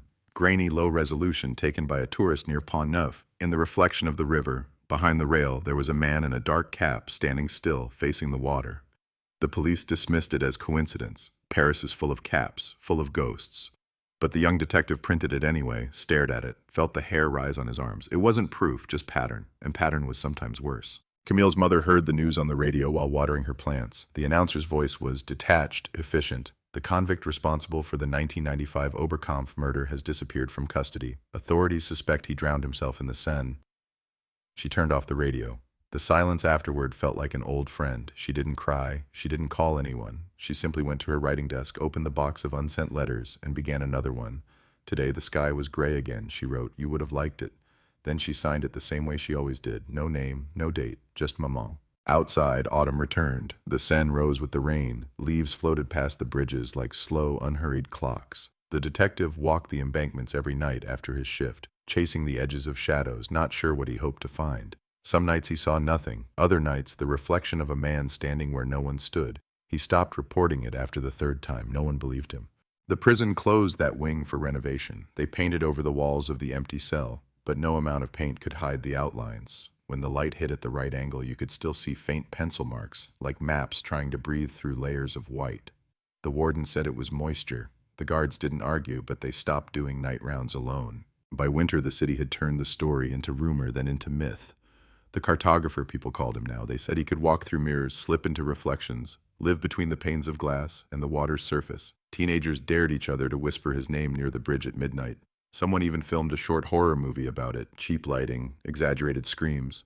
But the detectives didn't laugh. Myths are just truths trying to hide behind better lighting. One evening, as fog rolled in from the river, the young detective, older now, weary, visited Camille's grave for the first time since the trial. It was small, modest, tucked under a linden tree in Père Lachaise. The inscription was simple: Camille Laurent, 1972-1995, Elle voyait tout. She saw everything. The phrase made him smile, though it wasn't joy. He left a Polaroid camera on the headstone, still loaded. One last roll. He didn't know why. Maybe because she'd once loved photographs, the act of freezing the world before it could change. That night, back in his apartment, he couldn't sleep. The rain was heavy. The city outside was all distortion, lights bending, colors bleeding through glass. Around 2 a.m., he stood by the window, watching reflections slide across the street below. Then he saw it, a man on the opposite sidewalk wearing a cap, head tilted up as if looking not at him, but through him. The detective's pulse surged. He blinked. The figure was gone. Only the wet pavement remained, rippling with the shape of the rain. He tried to laugh at himself, but the laugh wouldn't come. He went to the mirror, maybe just to prove he was still real. The reflection stared back, older, slower, eyes tired. But behind his own face, for half a heartbeat, he thought he saw another outline, another man, same cap, same tilt of head, standing just over his shoulder. Then it vanished, leaving only the faint smell of rain. The next morning, the news cycle had already moved on again. But in the archives, one line was quietly added to the file before it was sealed for good. The handwriting wasn't neat. It belonged to the detective himself. Subject presumed dead. Case remains closed. Reflection unconfirmed. Years later, people walking the bridges at dusk still say that if the river is still enough, if the wind drops and the city holds its breath, you can see her, Camille, crossing the bridge again, smiling, mid-step, caught forever between this world and the next. And behind her, somewhere in the shimmer, the faint silhouette of a man in a cap, watching. Paris doesn't forget, it just learns to live with what it remembers. Fog drifted through Paris that winter like a living thing, soft and patient, hiding details that only the city remembered. The river was swollen and gray, a mirror stretched too thin. Most nights the bridges glowed faintly, halos in the mist, and you could hear footsteps echoing where no one walked. The newspapers had stopped printing his name, the radio had stopped talking about him, but silence in Paris is never really silence, it's waiting. The young detective, now worn into middle age, kept working, though his colleagues said he never quite came back from that case. They joked he had ghosts for partners. He'd stopped laughing years ago. Every morning before the station filled with noise, he unlocked the archives and opened the box marked Oberkampf, not to investigate, just to look. Sometimes he'd trace the edge of Camille's photograph with his thumb, as if to confirm she was still smiling. He always closed the lid carefully, as though afraid she might disappear again. One morning, an intern brought him a letter. No sender, no stamp, hand-delivered. Inside was a single photograph, black and white, printed on cheap paper. It showed the footbridge at night, blurred by fog. On the far side of the frame, barely visible, stood a woman in a long coat. Behind her, a man in a cap. The detective's chest tightened. The photo wasn't dated, but at the bottom someone had scrawled in pencil, "For those who still watch." He brought it to the lab. They said it was recent, less than a year old. The type of paper, the grain of the ink, the way the emulsion curled at the edges. Not archival, not from 1995. The detective stared at it under the bright light of the scanner. He could almost hear the sound of the Seine under it, the wet slap of water against stone. "Someone's playing games," the technician muttered. "Or someone's back," he said quietly. That night he walked to the bridge himself. The air was colder than memory. The fog rolled low, hugging the railings. His boots clicked on the wet pavement. He stopped in the middle, exactly where Camille's photo had been taken. For a moment it felt like time folded. The same hum of distant traffic, the same metallic scent of the river, the same stillness before something happens. He pulled out his phone, took a picture out of instinct, then looked down at the screen. Nothing but fog. But when he checked again at home, hours later, he saw it. So faint he thought it was compression noise at first. Behind him, in the reflection of the water, a shape, a head, a cap, tilted slightly, eyes he couldn't see. He shut off the phone, slid it into a drawer, and didn't tell anyone. Days became weeks. The fog stayed. Paris felt like it had paused. One night, the detective returned to the river again, this time near Pont Marie. A street musician was playing accordion, the sound thin, haunting. A small crowd stood listening, their faces dimly lit by yellow street lamps. The detective lingered at the edge, unsure why. Then he saw her, a woman near the railing, standing perfectly still, staring into the water. Her coat looked old-fashioned, her hair short, dark. When she turned slightly, he saw a profile he knew too well. His throat closed. Camille, or someone wearing her face. He blinked, stepped forward. A gust of wind lifted the fog, and she was gone. Only the rippling surface of the Seine remained, swallowing the reflection whole. The accordionist kept playing, oblivious. The detective stood there until the song ended, until the city itself seemed to hold its breath. The next morning, he took leave from the force. "Too many ghosts," he said. He packed his desk into a single box, Camille's photo, the Polaroid, the case file, and left without ceremony. No one tried to stop him. He moved to a small flat near Montmartre, high above the city, where the air smelled of rain and coffee. At night he listened to the sounds below, footsteps, laughter, sirens. Sometimes he thought he could hear the faint tick of a camera shutter. He began writing down everything that had happened, not for a report, not for evidence, but for himself. He called it Reflections. One evening he went down to a photo shop on Rue des Trois Frères, one of the few that still developed film. The clerk, a young woman, greeted him warmly. "You still use film?" she asked. "Sometimes," he said. He handed her the old Polaroid camera he'd left at Camille's grave years ago. "Someone returned it to me," he explained. "No note." Inside was one unexposed cartridge. He didn't remember leaving it loaded. The clerk smiled. "Vintage," she said. "Want to try one?" He nodded. She aimed the camera at him, pressed the shutter. The sound was sharp, mechanical, familiar. The photo slid out, blank and humming with chemical promise. They waited. The image began to appear slowly, ghost-like. At first it was just his face, then something behind him, dark, blurred, human, a figure near the doorway wearing a cap. The clerk frowned. "Was someone with you?" He turned. The doorway was empty. When he looked back at the photo, the figure was gone. The background smooth again. Only his face remained, half lit, half shadow. He bought the photo anyway. That night he placed it beside Camille's picture on his desk. Two images, two ghosts, two halves of the same story. The air in the apartment felt heavy, alive. The rain outside grew harder. The lights flickered. He stood at the window and saw the reflection of the city trembling on the wet glass. And in that reflection, for just an instant, he thought he saw her again, crossing the bridge, turning toward him, smiling that same half-smile. Behind her, the faint outline of a man who had never really left. He didn't move. He didn't breathe. The rain kept falling. The reflection rippled and vanished, leaving only the shimmer of streetlights. The detective whispered her name once softly, as if afraid the city might hear it and start the story all over again. Down by the Seine, the current rolled on, slow, relentless, carrying with it the weight of years, the faces of the lost, the echoes of what people choose not to forget. Somewhere beneath that gray surface, truth and illusion drifted side by side, indistinguishable now, waiting for someone else to look too closely. And Paris, ever the accomplice, ever the witness, blinked once in the fog and looked away. Winter sank back into Paris with its familiar stillness. The fog returned first, then the long nights that made the city feel smaller, as if every street corner leaned inward to listen.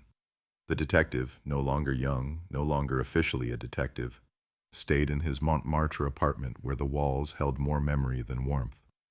He had tried to retire from the story, but the story refused to retire from him. It was in the creak of the floorboards, in the way light fractured through his window, in every photograph he couldn't bring himself to throw away. The photo shop closed that spring. He walked past it one afternoon to find the shutters down and the sign faded. The world no longer developed film. It developed forgetting. But that night a letter slid under his door. No return address. Inside, one Polaroid. The same camera's format, the same cold tone, the same river in the background. Only now the photograph showed the bridge again, empty at first glance, but in the corner, if you tilted it just right, you could see him, himself, standing at the railing, looking down. Someone had taken a picture of him watching the Seine. On the back, written in narrow handwriting, "We all leave reflections." He sat for hours, the city whispering through the window, the hum of distant traffic like the sound of blood in his ears. He didn't know who sent it, or why. He didn't call the police. He had nothing left to say to them. He placed the photo beside Camille's, face down this time. He wasn't sure if he was protecting her from the sight of him, or the other way around. Outside, the city had changed. New cafes, new lights, new faces. But old crimes never quite died here. He walked the old routes anyway, habit or penance, he wasn't sure. Rue Oberkampf had gentrified beyond recognition, craft beer bars where bookstores used to be, neon instead of shutters. Yet, in the rhythm of footsteps, he could still feel the same pulse. The street remembered. Sometimes he caught his own reflection in the dark glass of shop windows and flinched, not because of age, but because there was always something slightly off about it, the way his reflection's mouth seemed to move a half-second slower, the way the eyes seemed to be looking somewhere else entirely. The first time it happened, he blamed exhaustion. The second, bad lighting. By the third, he stopped counting. He dreamed of water. Always the same dream, the river rising, carrying sheets of old photographs that floated like lilies. He would reach down to grab one, and the water would pull it away, showing only faces. Camille, the suspect, himself, all merging, all dissolving into the same grain. He'd wake before dawn, chest tight, heartbeat echoing like footsteps in a stairwell. One evening, as snow began to fall again, he went back to the bridge. He hadn't been there in months. The air was sharp, the kind that tastes of metal and old smoke. The city lights turned the fog amber. He stood where Camille had stood in that final photo, then took one step closer to the railing, feeling the cold iron under his hands. The water below was restless, moving fast, black as ink. He whispered her name. No one answered. Then, a sound behind him. Soft, deliberate. Footsteps. He turned. Nothing but fog, but as he faced the river again, he caught something at the edge of his vision. A shape reflected in the water beside his own. A cap. A figure standing shoulder to shoulder with him, watching the current. His breath caught. He didn't turn around this time. He simply said quietly, "It's over." The reflection didn't move. Or maybe it nodded. He couldn't tell. The ripples distorted everything. When he looked again, the figure was gone. Only the trembling reflection of the bridge lights remained. He exhaled. For the first time in years, he felt light. Empty, but light. He walked home through the empty streets, snow gathering on his coat. The city was silent except for the soft hum of power lines and the distant sound of a bell from Notre Dame. He reached his apartment, sat at the desk, and began to write the final entry in Reflections. There are stories that end in answers. This is not one of them. It ends in mirrors. Every truth leaves its shadow behind. Every solved case leaves a question that won't close. She saw him first. I saw him last. Maybe that's the same thing. He put down the pen, turned off the light, and left the notebook open. The wind rattled the window once and then was still. The apartment went quiet, but the city outside breathed, slow and eternal. The next morning, the concierge found the door ajar. The apartment was neat, untouched, the notebook still open on the desk, a cup of cold coffee beside it, the chair empty. On the window pane, faint and perfect, a fingerprint, his, or maybe not. And on the table, one more Polaroid, fresh, undeveloped, still white. When the light from the window hit it just right, an image began to appear, soft at first, then sharper, darker. A bridge, a river, a man and a woman walking away together, side by side, their reflections melting into one. Paris woke up to another gray morning. The river kept moving. The city, as always, remembered in silence. Morning broke with a low sky and a colorless light, the kind that makes Paris look like an old photograph left too long in a drawer. The city moved as it always did, buses sighing, cafes opening, pigeons scattering like thoughts no one finished. But in a small corner of Montmartre, the world had shifted by a breath. The police found the apartment exactly as the concierge had said, tidy, calm, untouched. The cup of coffee had formed a thin film, the kind that only appears after hours of stillness. The notebook on the desk was open to the last line. She saw him first. I saw him last. There was no sign of struggle, no forced door, no note of goodbye. Just the single, undeveloped Polaroid lying in the morning light. The young officers, who had never known Camille's name except as rumor, held it carefully as if it might bruise. One of them said, "It's blank." The other said, "Not yet." They placed it on the radiator to warm, and slowly, like a secret surfacing, the image began to appear. The bridge, the river, two figures, blurry, walking away together. One in a cap, one with a coat that looked like it could belong to anyone. By noon, the apartment was sealed, photographed, logged.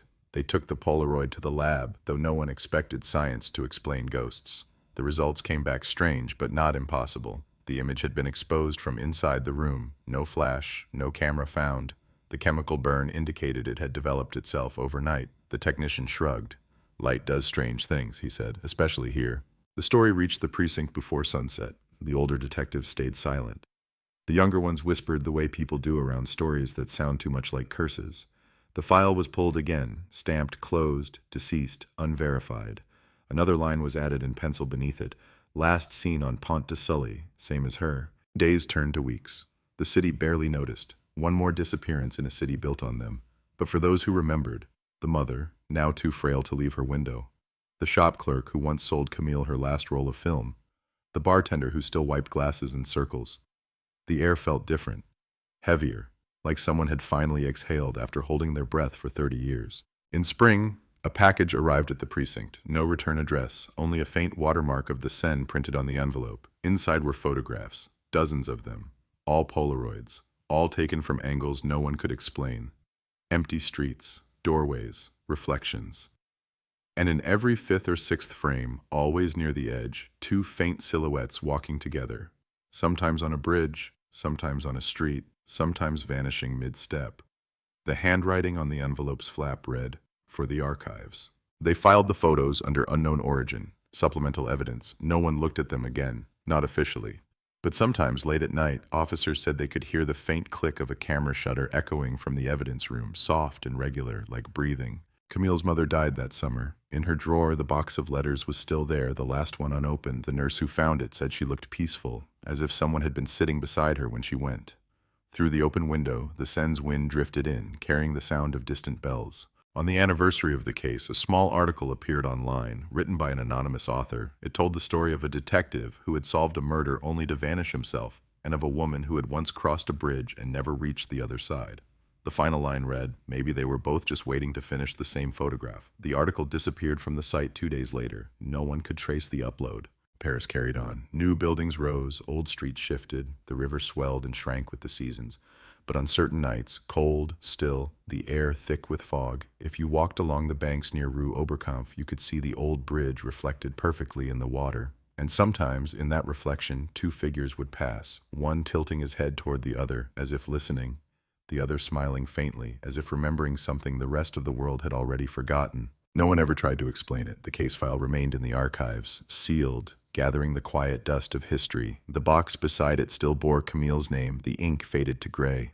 And somewhere in the dark, another Polaroid waited to develop itself in silence. Paris does not bury its ghosts. It frames them. It hangs them behind glass and lets them live in the light. The years folded in on themselves the way fog folds into the river. Without sound, without warning. Paris kept breathing, shifting, aging, pretending it had moved on. The Oberkampf file remained sealed, the photos buried in a steel drawer beneath layers of newer crimes. But sometimes, when the archivists worked late, the drawers would slide open by themselves a few centimeters, and the faint smell of old developer fluid would rise like perfume from a different decade. By then, few were left who remembered the case. The city had traded tragedy for convenience. The bridges now glowed with LED light, the cafes were louder, the headlines shorter. Yet on certain nights when the mist rolled thick from the Seine, the line between present and memory blurred like a smudge on glass. Tourists said they heard footsteps on Pont de Sully when the bridge was empty.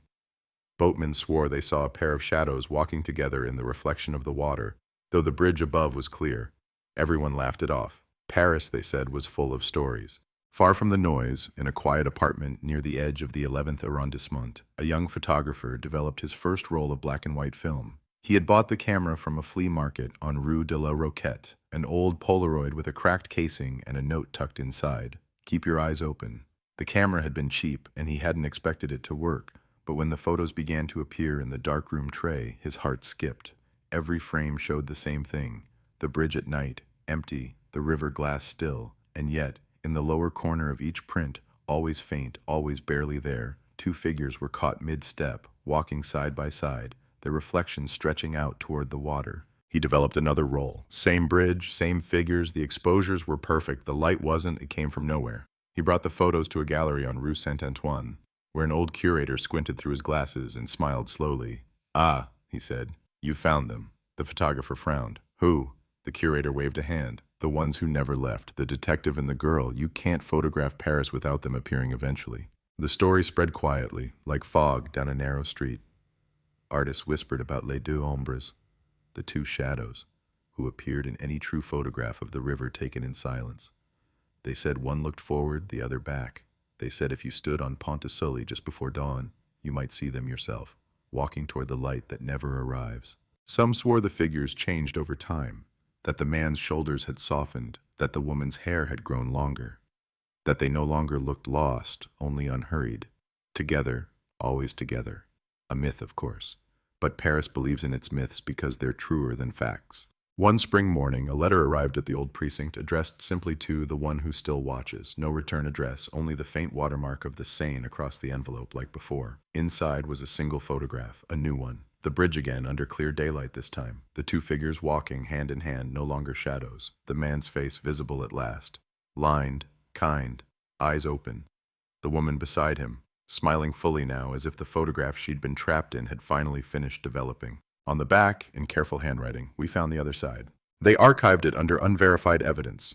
Anonymous submission. No one knew who sent it. No one tried to find out. But the archivist who filed it said she felt something when she touched the image. Warmth, like sunlight through glass. And so the story ended where it began. On a bridge with a reflection, with two lives crossing the thin edge between what is seen and what is remembered. The river kept flowing beneath them, carrying every secret it had ever been given. When night fell, the fog returned, as it always does, rising like memory through the streets. The lights along the Seine shimmered and blurred, and for an instant, if you looked closely, you could see them again. A man and a woman, walking slowly through the glow, their silhouettes folding into the water. Not ghosts, not echoes, just two reflections finally at peace, framed forever in the city that never forgets. And somewhere deep in the archives, beneath dust and silence, a file marked Paris 1995 cold case solved, waited in the dark. The last Polaroid inside still warming itself toward light.